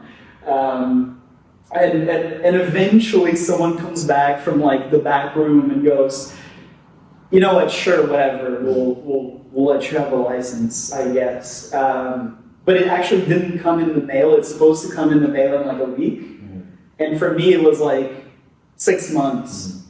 So it took 6 months for them to actually deliver the actual license card in the mail after I technically got the license. Mm-hmm. So that was just a very fun like side quest in my story. And sharing that story because you may have started to notice this pattern of like God coming through at the last minute of the San Jose school, the driver's license, and so we'll have another instance here in a second. But you're going to this private high school in San Jose, and then COVID hits. Yes, pandemic, lockdowns, all the fun stuff. Yeah, and in the last few months of your senior year. It's like the world turns on. Yeah, basically. You're part of that fun class of like, woo, I get to graduate in a few months and everything's canceled. And being an introvert and everything, you're like, totally fine with me. I don't have to deal with any of that. I was so happy that like graduation and prom were canceled. I was probably the only person in my school that was like, yes, like I don't have to make up an excuse not to show up to graduation because there won't be one. Yeah. So and then that brought with it the complications of college in the fall. Is this country going to allow non-citizens to immigrate in this country and be here?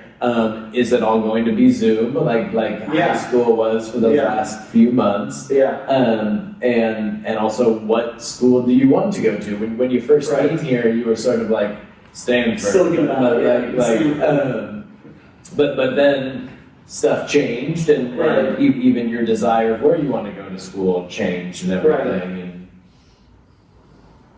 So I was like, I don't want to leave this area. Like I feel like the way I see it, a lot of like college culture in this country is like the kid has like the first opportunity to get out of their parents' home, so they go like as far away as possible. And for me, like I was already like 10,000 miles away from my parents, and I had been for the previous 3 years. So I had no reason not to stay in Silicon Valley, and I wanted to stay near this area because, well, here's where all the tech is. Here's where, like, I don't even care about it's California, it's West Coast, like, none of that matters to me. Like, this is where my industry is. This is why I came here in the first place. And so I want to stay nearby if possible. So you mentioned Stanford, it's like, yeah, because that was a household name. Like, what university is in the Silicon Valley? And then you put it up in Google, and it comes up, oh, Stanford is there. And that's like, okay, great, but like, what, 3% admission rate, something like that? It's not necessarily, what do they call it, the easy choice, whatever, the safe choice. It's very much the opposite. So it's like, okay, this is like very hard to get into.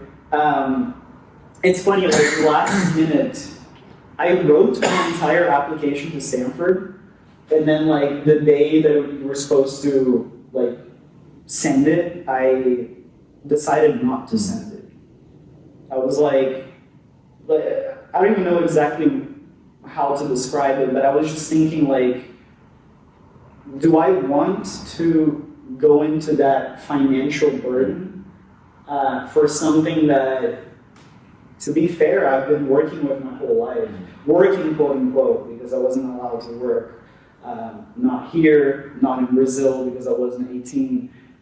So all throughout my life, the government didn't allow me to work, even part-time. Like, I wasn't allowed to make a single dollar legally for the first 22 years of my life. It was crazy. Like, it's crazy to even try to explain that to people. So financially, I was still being backed by my parents, which they were okay with, but I wasn't. I wanted independence, and they were okay paying for my stuff. They were very okay. They still are, actually, okay with it. And every once in a while when we talk, they're like, oh, can we just like gift you some money for some trip or whatever? And I'm always like, no. No, like, thank you, but no. I don't want your money. I don't want anything from you. I want my own things. I want to have my own, not someone else's. So for years, like, you know, quote unquote, I did work. I did volunteer, unpaid work here at the church, helping you guys. I was the IT guy for all my friends. I would fix their computers when their computers had a problem. I remember being like 12, 13, 14, and like my neighbors would call us and be like, hey, can you have your son come take a look at my laptop because it's not working? And then I would gladly like leave my parents for a few hours, go to my neighbor's apartment and just fix their TV, their computer, their phone, whatever.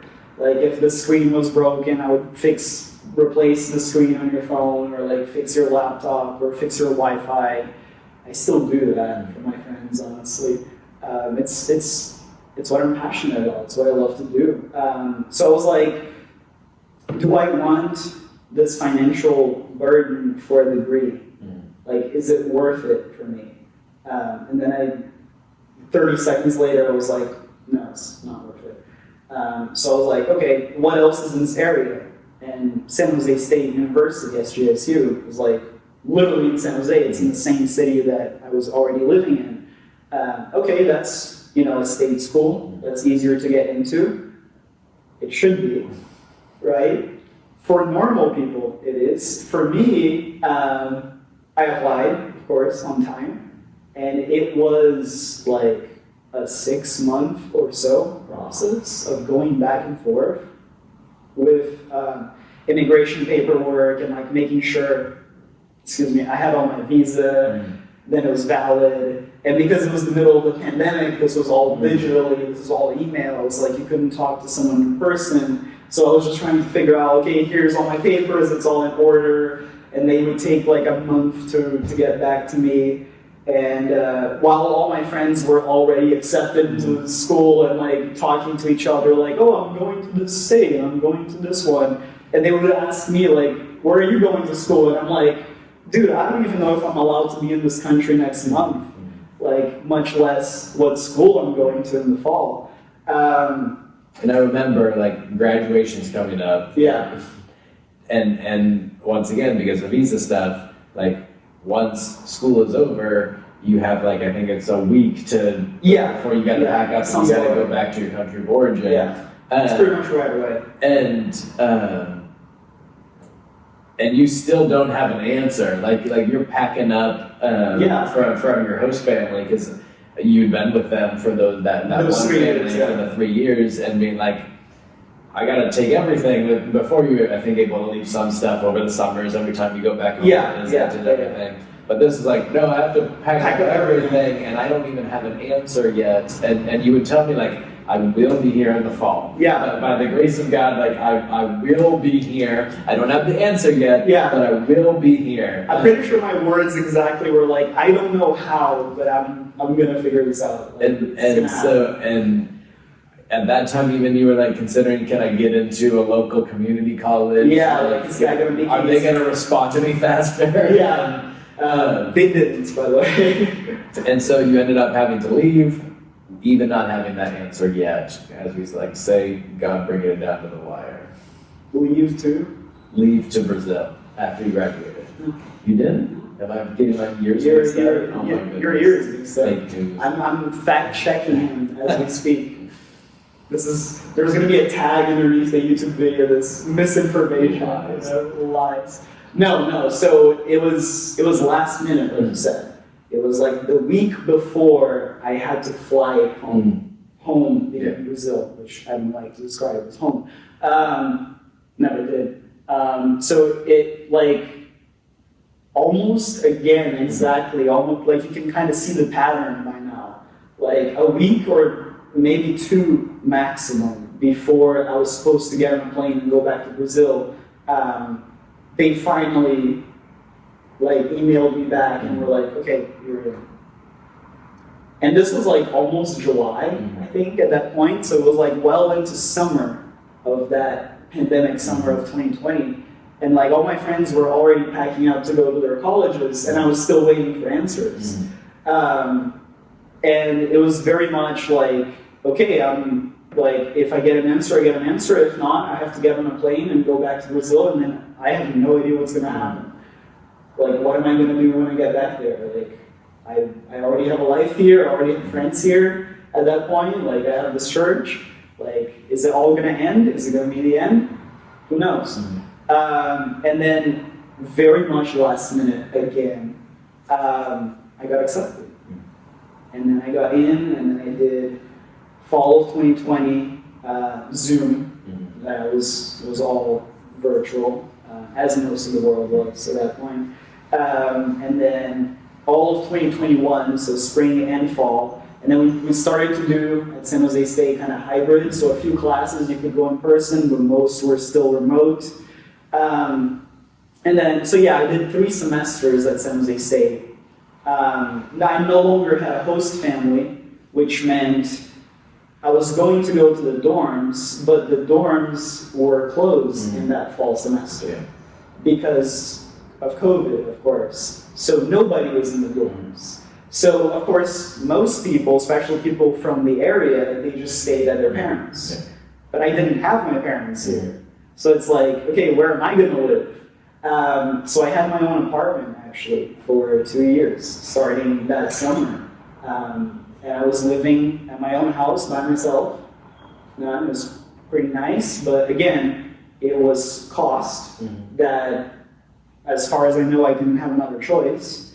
And it was cost that, obviously, I wasn't allowed to work here while being a student. So it was all coming from my parents still, which they were very happy to do, but they were also very happy to brag about it and tell everyone, like, yeah, it's, my son's a genius, but it's all us, because we were paying. So there was a little bit of an emotional situation there where it's like, they were kind of taking it as if it was their achievement a little bit, and that was kind of pissing me off a little bit, because it had been years that I was doing work, quote unquote, for legal reasons, but not technically working because the government wouldn't allow me to.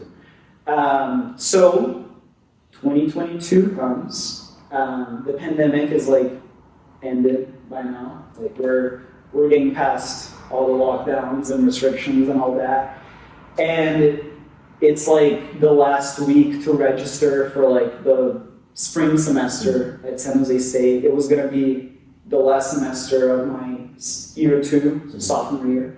And then I was already thinking about that for like the whole of 2021. So it wasn't like a last minute thought. It was me thinking and considering it, as I always do. Like, I don't make decisions just on the spot. I think about it long and hard and consider all the possibilities before making big life moves, which I've made many times. So 2022 comes, I make this decision that like, okay, I can stay at San Jose State. I can do the remaining 2.5 years, like 5 more semesters, to get this undergrad degree, which I guess most people would just like frame it on the wall or something, right? And then my parents are gonna have to pay for another 2.5 years of me, like literally all my expenses.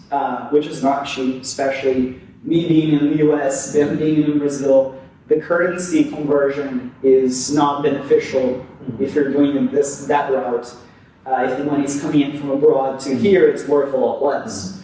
So, especially during of course, all the downturn. Yeah, then by the time the pandemic was over, like literally the value of Brazilian currency fell by like half.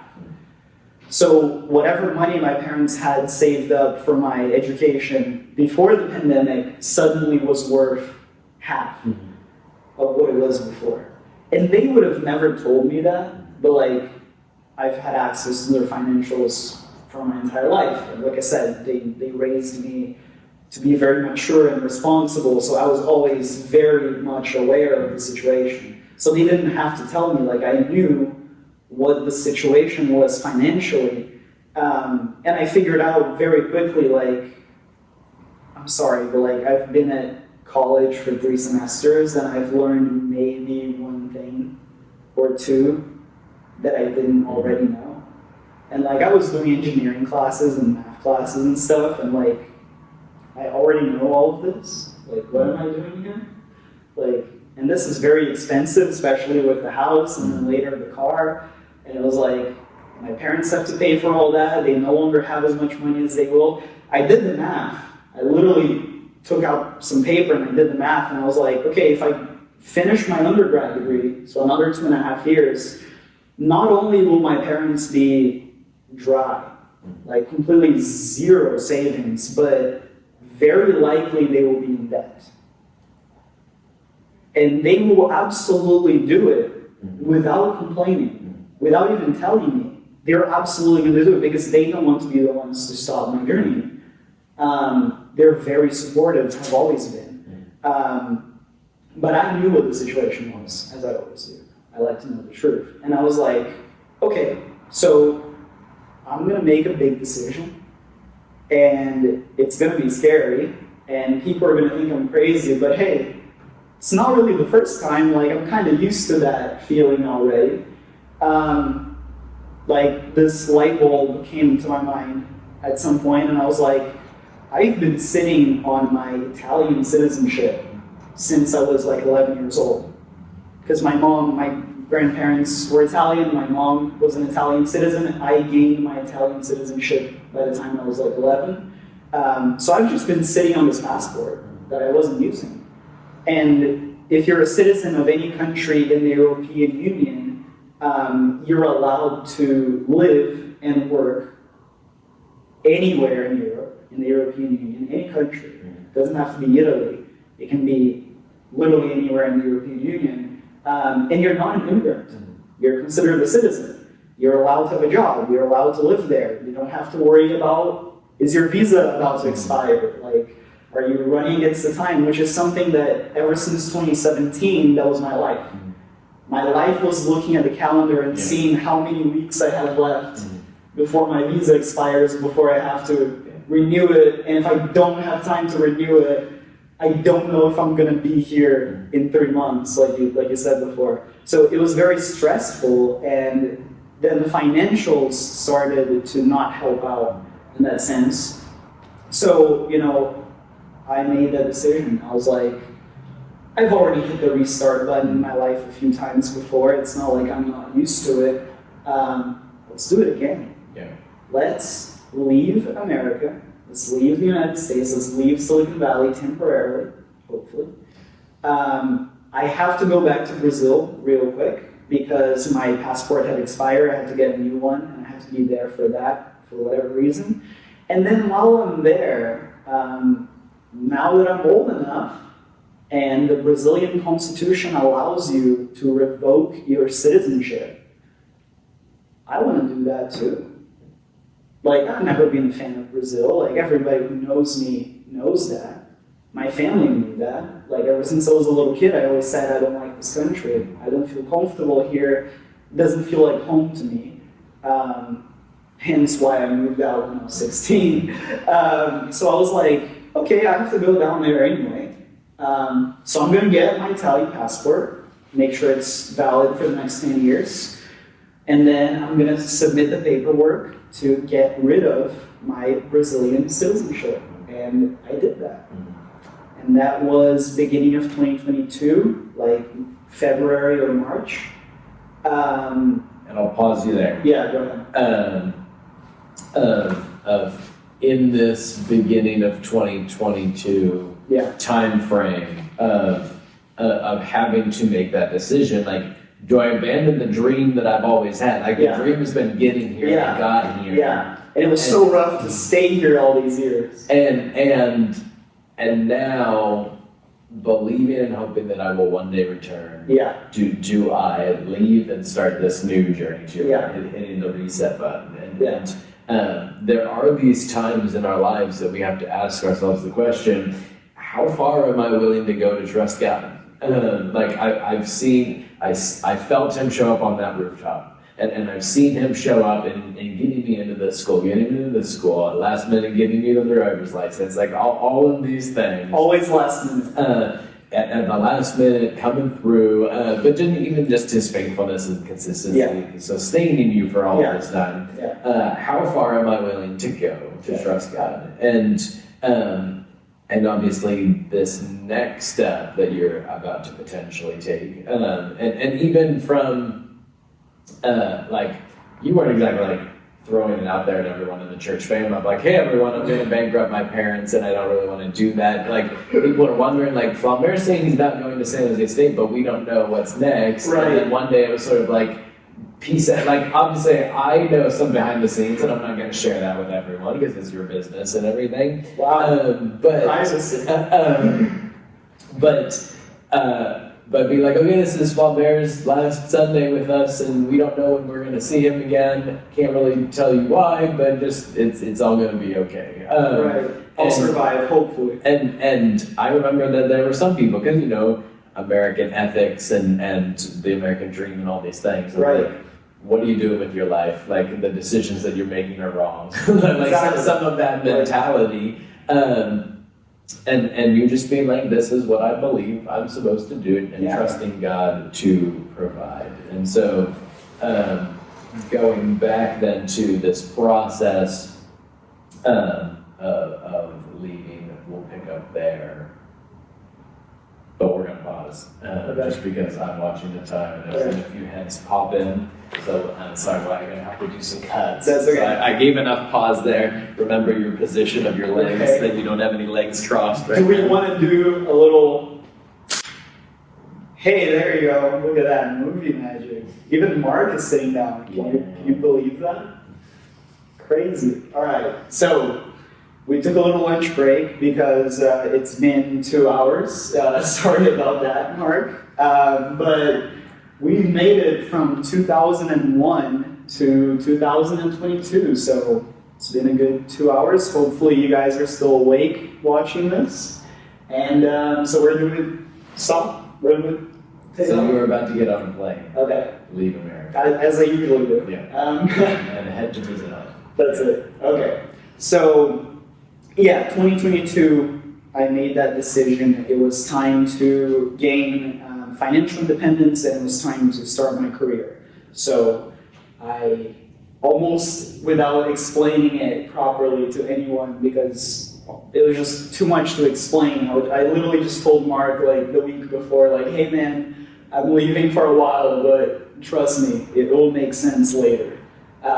So I got on a plane, went back to Brazil. This was mid-February of 2022. So I get back there, I see my family for the first time since lockdowns. So it had been almost 3 years without seeing family. So they were very excited for that. And of course by family, not just my parents, but also all of my extended family that was in the countryside. I got to go visit them, and they hadn't seen me, some of them, for even longer than that. So that was a good time to catch up. Normally when you're getting your passport, you just get an appointment at the nearest consulate, and it should be like a 30-day process max. But as with many things in my story, it wasn't that simple. So what was happening to my consulate back in Brazil was they were completely booked for a whole year and a half because they had to go back on the bookings that were canceled when the world was shut down. So they were starting to call people back from 2020 in 2022. And then if you were to get an appointment for a new passport around that time, they would give you an appointment for like 2024. So I saw that and I was like, oh, that's a problem because like, what am I going to do with my life for 2 years? So there was this crazy battle going back and forth between my mom, the Italian government, the consul, all that, trying to squeeze in a time, like find someone that canceled last minute and just get me in there in an appointment, literally at the end of the afternoon, whatever. So we started that in like late February, as soon as I landed. I eventually got my passport beginning of November. So it was supposed to be under normal circumstances, like, you know, a few weeks and it's done.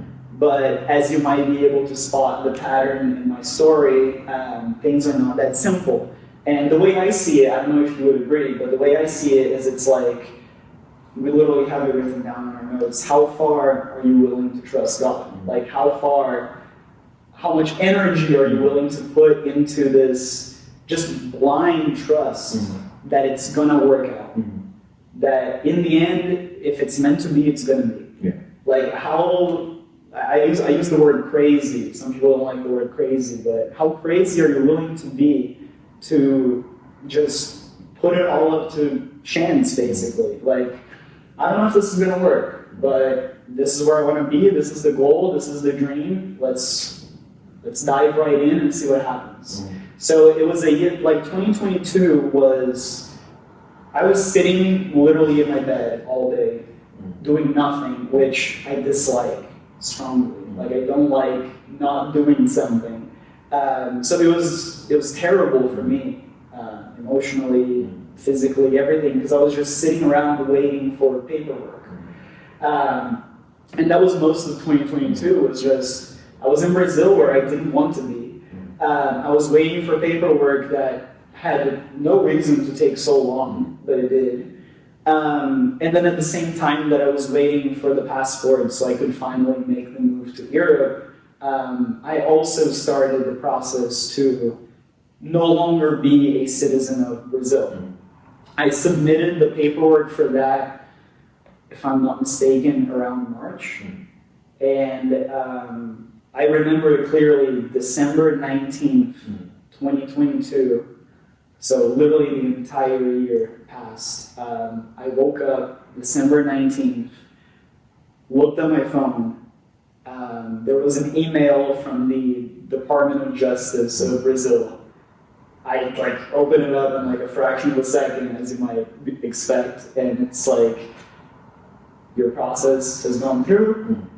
They publish your name in the national press, actually. So my name was published in the national press of Brazil that day, December 19th, 2022. I consider it to be one of the greatest accomplishments of my life so far. Definitely one of the happiest moments of my life so far.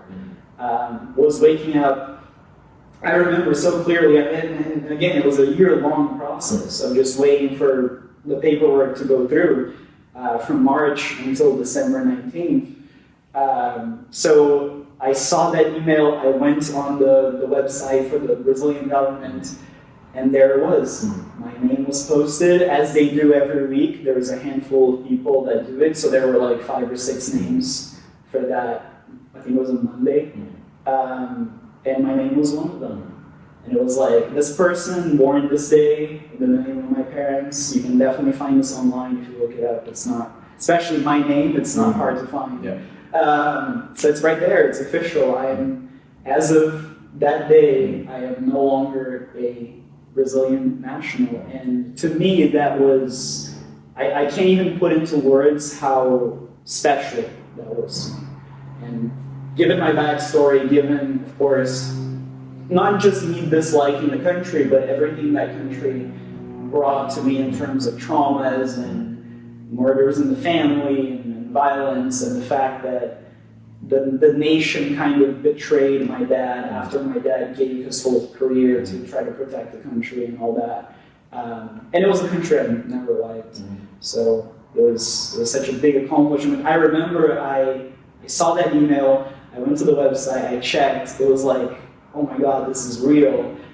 I went to my airline website, I booked the next flight that had a seat to Europe, just somewhere in Italy, didn't matter where, because once you land there, you can just take a train, go wherever. And the next flight was like on Wednesday, and this was a Monday, and I was like, okay, booked. So, but like my bags at that point were already packed, and I was already ready to go, and I was just waiting for that confirmation. So I literally booked the flight for 2 days later. And then after I did that, I stormed out of my room, went to my parents' room who were already awake, showed them my phone and was like, it's done. I did it. It's over. Look, it's official. And my dad, of course, with all his knowledge of Brazilian law, my mom was like, she saw that I was like, had the biggest smile. You know, I'm not usually like a big smiler. I had like the biggest smile on my face, so she was very happy for me. My dad, I remember he like looked at it and was like, yeah, wow. And just left it in. He was just like, wow. Like he didn't say, I don't like this, he didn't say, I like this. Because I think, and this is something I really like with my relationship with my parents, is like, we can agree to disagree. And I think this is important in any relationship, whether it's us being friends or whatever. It's like, we're different people. We're not the same, we don't have the same brain, and for as long as we're thinking, which we should do sometimes, and we're talking, especially when we're talking like we're doing right now about important things, things that matter, things that are, some people would say, sensitive, there will be disagreements. Like, you will get to a point where you are not going to 100% agree with someone who you consider a friend or a family member. And my dad and I especially, like, we understand that difference. Like, we respect, he's patriotic about his country. He loves his country, even though his country betrayed him so many times. He still loves that nation. And I respect that. I really do. I just don't share the same love for that country that he does. And I never did. So I made it clear ever since I was a little kid, like, I don't feel at home here. I don't feel like this is my home. So like one of my happiest, greatest achievements was getting that citizenship revoked, which is an extremely unusual, as with most things in my life, it's a very unusual process to go through. It's usually reserved for refugees. So if you're a refugee, or if you know a refugee, they might have done this process. If you're not a refugee, it's very rare that someone, first of all, willingly chooses to no longer belong to the country that they were born in. But most countries don't allow you to do that. Thankfully, Brazil is one of the handful of countries that it's in the constitution. Like, it is allowed. You can do this. I literally have it printed. Just in case someone asks, like, there's a section of the Brazilian constitution that says that you can do this, and it's legally valid, and that you're no longer a citizen of that country, and that's what I did. And it was one of the happiest days of my life, so far, of course.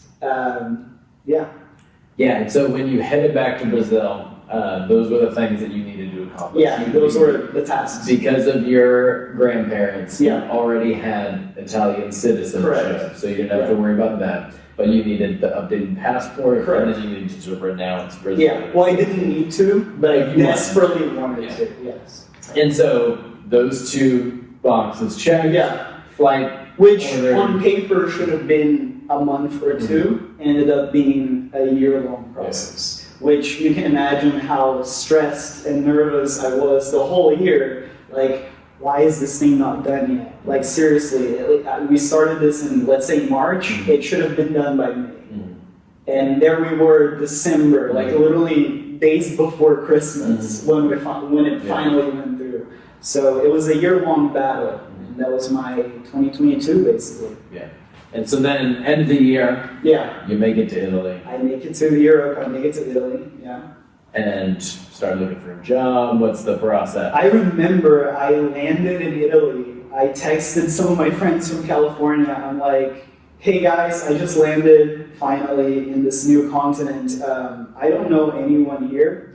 None of my family lives here. They all live in Brazil. I don't know a single person in this entire continent.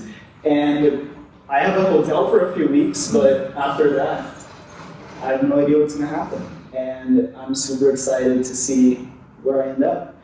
And so this is like, so Christmas of 2022 passes like 2 days after I land or something. And then New Year's, and then I remember by the first week of January, and now we're in 2023, and now we're in this year, at the time of this recording, of course. So by the end of the first week of this year, I had already looked at enough jobs in Italy, and I had already realized that my Italian skills, you know, that very basic conversational Italian with my grandparents was not enough, which I already kind of predicted. Italy was just kind of a place to land. But I already kind of predicted that it wasn't quite fluent enough to survive. So I was like, okay, what's next? So I started researching, as I always do, and I figured out, okay, what's the Silicon Valley of Europe? And well, according to multiple sources, at least on the internet and etc., Berlin, Germany is the answer. It's a very like multicultural, multinational kind of place. They mostly speak English, although my experience was not so much, but I guess if you're working there, it's most of the things work in English, and there's a lot of tech companies. And it's part of the European Union, so Germany was one of the countries that I was allowed to go to without any immigration, without any visa, and no nothing. It was one of the places I was allowed to be, so I qualified. And I was like, okay, there you go.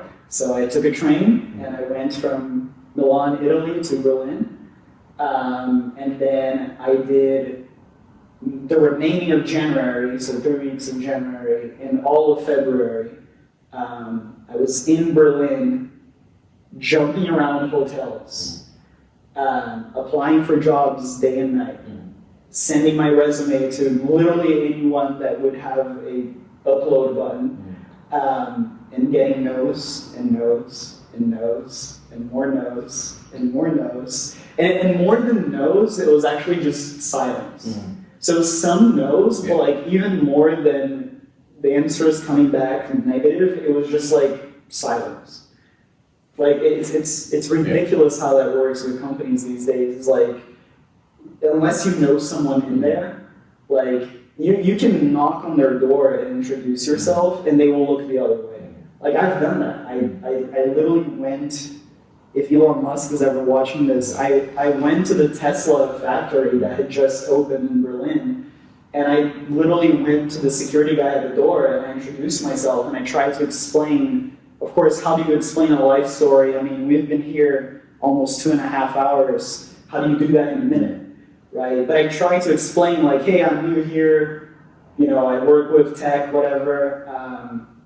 Is it possible that I can talk to someone inside and introduce myself and have like a meeting? Like, is that possible? And the guy just goes, get out. It was like a movie scene. It was insane because it literally like, it couldn't have been more of a movie scene because as this guy says no, and he's inside this little box that you can feel is like a little warm and nice, and I'm outside in like the freezing cold of Germany, and literally as he says no, it starts raining. Like I'm not even kidding, it just starts pouring rain. in like this freezing cold, and I'm standing outside, and this guy's like, no. And he's inside in like this really nice room that's like air conditioned and all that. And I'm just like, well, that's gonna be a fun story for later. So yeah, I got rejected by, I lost count after 40. So I got at least 40 now. Yeah. And this is all like the first half of this year, 2023. Yeah. And of course I didn't just apply in Germany, I was jumping around hotels in there, but I was applying everywhere in Europe. Every country that was part of the European Union was fair game. Yeah. So I was sending applications everywhere and getting either silence or no's. And that happened all throughout May. Yeah. So finally, we're going to skip forward a little bit, just so you guys don't, if you haven't fallen asleep yet. So we get to May, beginning of May. I'm in Barcelona, so I've made yet another move to a different country, also within the European Union. Thankfully, in Barcelona, I had a friend back from the days in Brazil that I knew, so that was very helpful. He helped me to like get to know the city and places to stay and all that. So at least I had some help in that sense. But I was there from like March. And I just, of course, as always, applying to everything and anything and literally going to stores and being like, can I get a job? And they're like, just apply on the website. And I'm like, I already did. And they're like, oh, yeah, we'll get back to you. And then they don't. Literally, like, even like the most simple, like, McDonald's job, they're like, yeah, we'll get back to you. And then they didn't. So you could say I got rejected by McDonald's. Just hilarious for a story. So yeah, May comes in, and like at that point, like May is the 5th month of the year. Once again, this is not the first time in my story that happens. I started getting calls from like my cousins and my parents, of course, and some uncles and aunts that allegedly care about me or something. And they're like, yeah, we're kind of concerned, man. Like, You've been at it for almost half a year now, and so far it's been all but nothing, right? And I'm like, honestly, like I get it, I hear you, I understand. It sounds insane, but I remember asking this question to one of my cousins, like in a FaceTime call. I'm like, what about my life story that you know isn't insane? And then there was just a second of silence, and he's like, yeah, you got a point. Like, you've always been kind of, you know, a little bit wrong in the head. And I was like, there you go. So, you know, I'm motivated, I'm driven. I put my mind towards something, and I work to death to accomplish it. So I was willing to, like, die on that hill, as I always do. So I was willing to, like, drain the little remaining savings I was still living on. And you know, get to that very last minute once again, and just hope that someone would take me in. And that's so there you are. You're in Barcelona, Spain. Yeah. You're watching the savings account go down, and you're like, I got a month left. Yeah, it was. So by the time it was May, I did the math, and I was like, I could barely squeeze through July. And most. So I had like maybe 2 months of money. And my parents were more than happy to step in, but I was like, no. Because that was the whole point of me being there, is like, come on, everyone tells me I'm smart. Everyone has always told me I'm smart. Is it really that hard? Can I really not get a job anywhere in the world? Like, how hard can this possibly be? I was thinking to myself, right? And at that point, you could say from 2022 until that point, you could say there was a year and a half of looking to get started in my career. So you could reasonably say like it was a year and a half of struggling just to find a job. The first job, my first job, my first salary ever.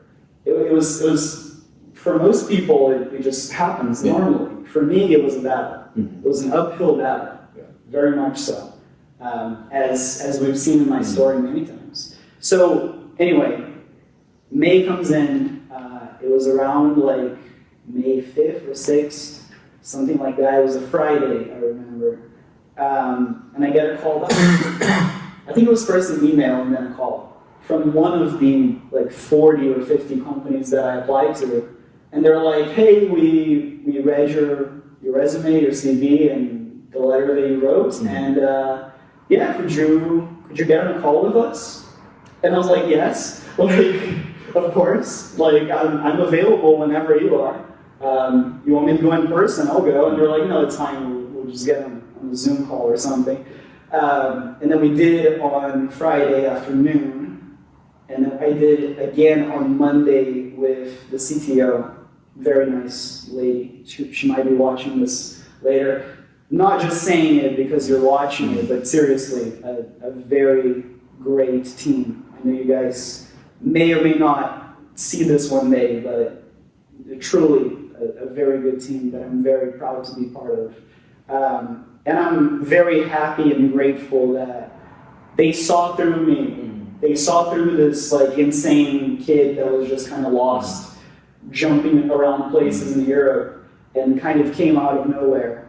And they saw through all of that, and they're like, we'll give you a shot. We'll take a chance on it. And so this was Friday and then Monday. And then I remember the CTO of the company was in a call with me, and she's like, can you start Wednesday, like 2 days from now? And I'm like, I can start right now if you want. Like, yeah, Wednesday sounds good. And she's like, okay, great.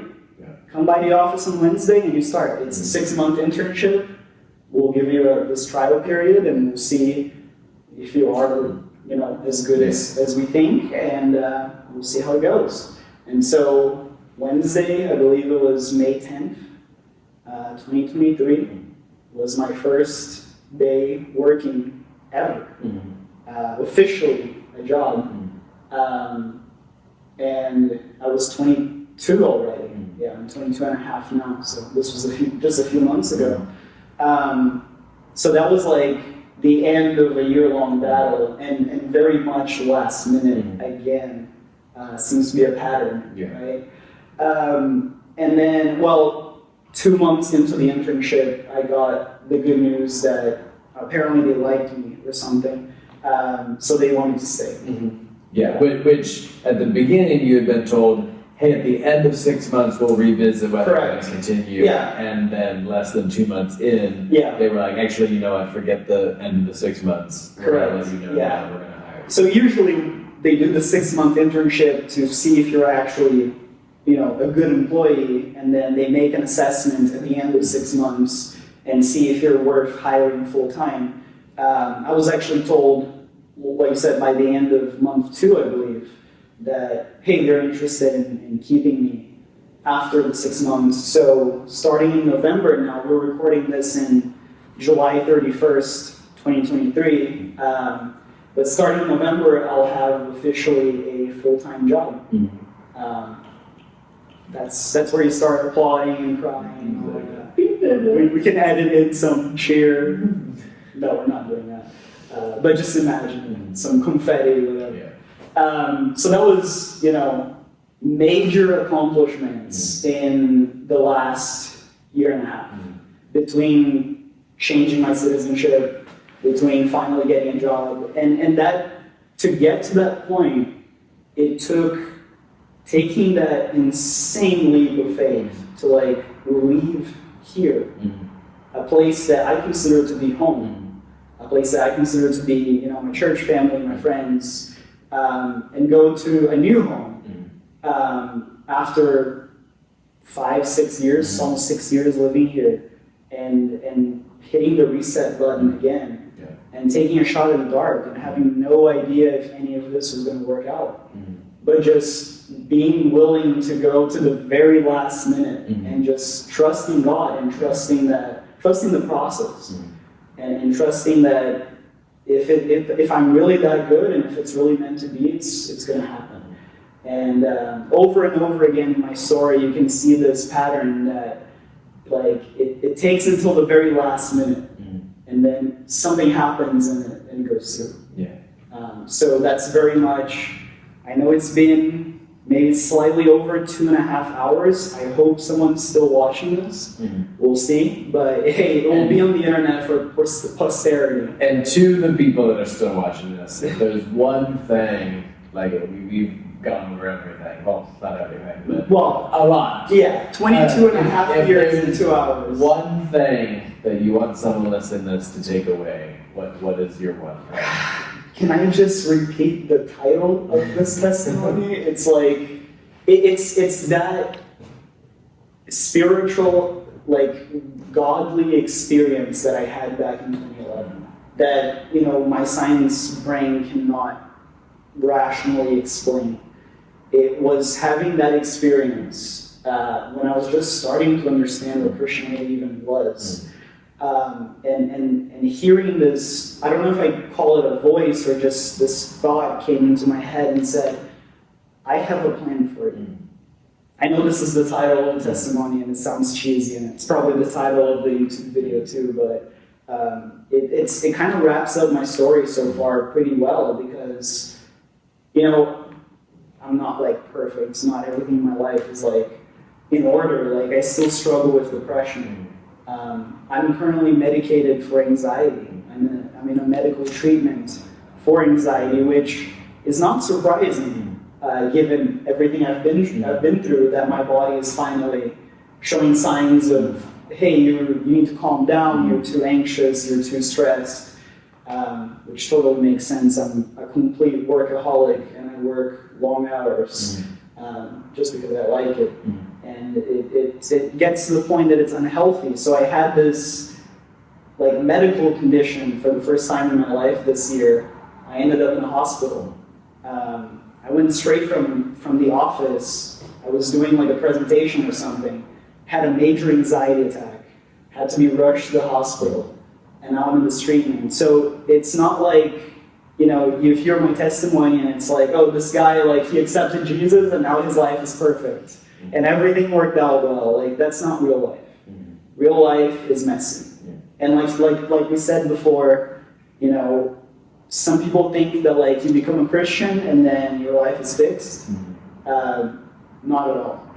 Not at all. The battle continues, and in some cases it gets even worse because I see it as a test.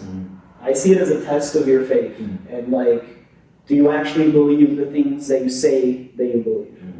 How far are you willing to go to trust God? I know I'm just repeating our catchphrases, but that's, I think, the takeaway of my story. I mean, I'm only 22 and a half years old, so I'm still, you would say, a young lad, right? But I've been through some things. And of course, like, we tried to pack it into a 2.5 hour video, but of course, like, there's all kinds of details that are not going to make the cut. Like, we could talk for 12 hours and still miss some details. So hopefully we were able to hit on some major points that were hopefully important. And I reached out to Mark, like, a month ago? And I told you, like, hey, I know it's Testimony Sunday every 5th Sunday of the month at this church, and this church was very important to my life. And you were very important to my life. There he is. It's true. And like, I'm in a point in my life where I've seen enough that I'm ready to put my face and my mouth and my words and my story out there for the internet, for the world to see. This link will be shared to a lot of different countries, I guarantee it. I don't know, maybe someone's gonna see it in the future, maybe not. Who knows what's gonna happen? Like, we're in 2023 now. I don't know when you're gonna be watching this. I don't know how this can help you. I just know that this is very much our best attempt at sharing my story so far, of course. I don't know what tomorrow's gonna bring, but we do know that I'm here today, and I was here yesterday, and we tried to pack my life story into this recording, and my hope, I guess, is that people listening to this will hopefully be able to relate in a way or another. to the struggle, to the trauma, to all the. Of course, I don't expect you to have the same life story that I did, but like, at least feel like you're not alone. At least feel like, there are other people out there that, myself very much included, like I struggle with self-love. I struggle with depression. I've told you many times, sometimes I wake up in the morning and I ask God, why? Like, why do you give me another day to live? Like, who am I? What's my purpose? Why am I here? Like, seriously, like I'm in pain, there's trauma, there's crazy things that happen. Sometimes you feel like it's too much. And sometimes you're like, again, I was never suicidal after that event. It's important to put that out there. But like sometimes I just wonder, like, why does God keep giving me another day? Why did God let me wake up this morning and come here and share my testimony? Like, I don't know, is this my purpose? Is this what my life story was for? Am I just supposed to make this recording and am I gonna die tonight? I don't know. Like, I know some people don't like to say this, but I'm very much like, if you know me in person, that's how I talk. I'm like, maybe the entire purpose of my life was just to tell this story and then maybe I'll be dead tomorrow. Who knows? Yeah. Like, and to me, like, hey, if it's God's plan, I'm okay with it.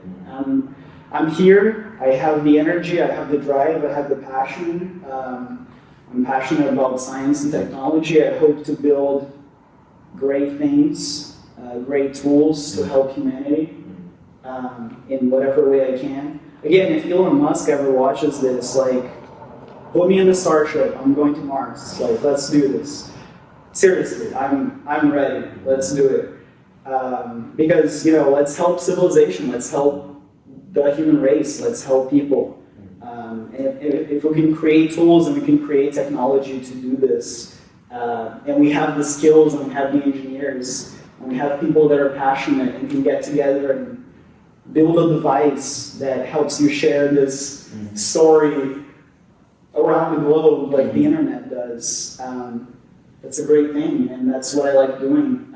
But again, I just trust God that there is a plan. I don't know what the plan is. I have ideas, I think, and maybe Mark, you have your own ideas of what the plan for my life is, but we don't know. We're just humans. We're just as faulty as you, as everyone else. And we're just living life and trying to figure it out. And I have my faith and I have my beliefs, and I'm a Christian, outspoken, no fear of saying it, even though in some countries it's literally illegal to say that. And here's my story. Here's it for the internet. How was it? Praise the Lord. I just wanted to pull some stuff out of Go for it. Do a mini sermon. We're talking about Jesus and everything. Like there's a book in the Bible called Proverbs. It's just sharing about wisdom and what we believe is wisdom from God. And the 16th chapter and the 3rd verse says, "Commit to the Lord whatever you do, and He will establish your plans." And then a few verses later, in verse 9, it says, "In their hearts humans plan their course, but the Lord establishes their steps." And then again, Proverbs 19, verse 21 says, "Many are the plans in a person's heart, but it is the Lord's purpose that prevails." And one thing I always love about your story is sometimes people struggle when we talk about the grand cosmic plan of God, well then am I supposed to just do nothing and expect God to do everything? Right. And your story is a perfect of like, no, God gives us dreams and desires, right, and then we do something with them. Your life has been constantly doing, and then obviously there's been doors that have opened and there's the doors that have been shut. You spent the majority of 2022 waiting and believing, which I don't like doing. Believing that even waiting is from the Lord. Right. And so one thing that I always have to remind people is that making plans is good. Like it's not for us to just be like, well, I don't know. Let life do its thing. Make plans and trust God with those plans. And even in the New Testament, the Apostle Paul spoke multiple times of, I had this plan, and then God said no. and being open and okay with that, make the plans and see what happens. And so it's a good encouragement for everyone watching this of like, okay, whether I believe in Jesus or I don't believe in Jesus. I'm going to make plans. I'm going to see what happens. And if you don't believe in Jesus, like Flaumbert said, we encourage you, check Jesus out. Yeah, give it a shot. Give it a fair try. Try to understand what it means to be a Christian. And then, like we said before, it's an individual decision. Yeah. Like, I say I believe it, you say you believe it, but we can't prove it to you. It can't be put through the scientific method. Like, I can't write an equation and tell you about God. It's faith. It's what faith means. You have to either believe or you don't. Just like you can believe every word I just said today, or you can say that I'm lying. And that's a choice you can make. You can choose to believe that the story I just told you is the truth. I mean, it's slightly summarized, of course, because we have a time constraint. We always will be. But it's real. It's my backstory, and it's how I got here today. And that's it. So again, thank you for joining us for this time. We hope that it was beneficial to you, not just for your brain and getting knowledge, but even for your heart as well. As Flaumbert would always encourage me to say, make sure to like, share, and subscribe. Because spoiler warning, it's not just these testimonies where you can hear some really cool stuff about what God is doing in us and in our world. I would say everyone in this church, it's a small church, but we all have pretty cool stories. Yeah. And we do testimony Sundays every 5th Sunday of the month. Mm-hmm. So I encourage people to go back in our playlist of testimonies and check them out. I mean, we have amazing people here, and it's not, like, I'm not the only cool, interesting guy in the world, you know. So, yeah, go ahead and subscribe. Amen. Bye. Bye. I wonder, who's going to watch this?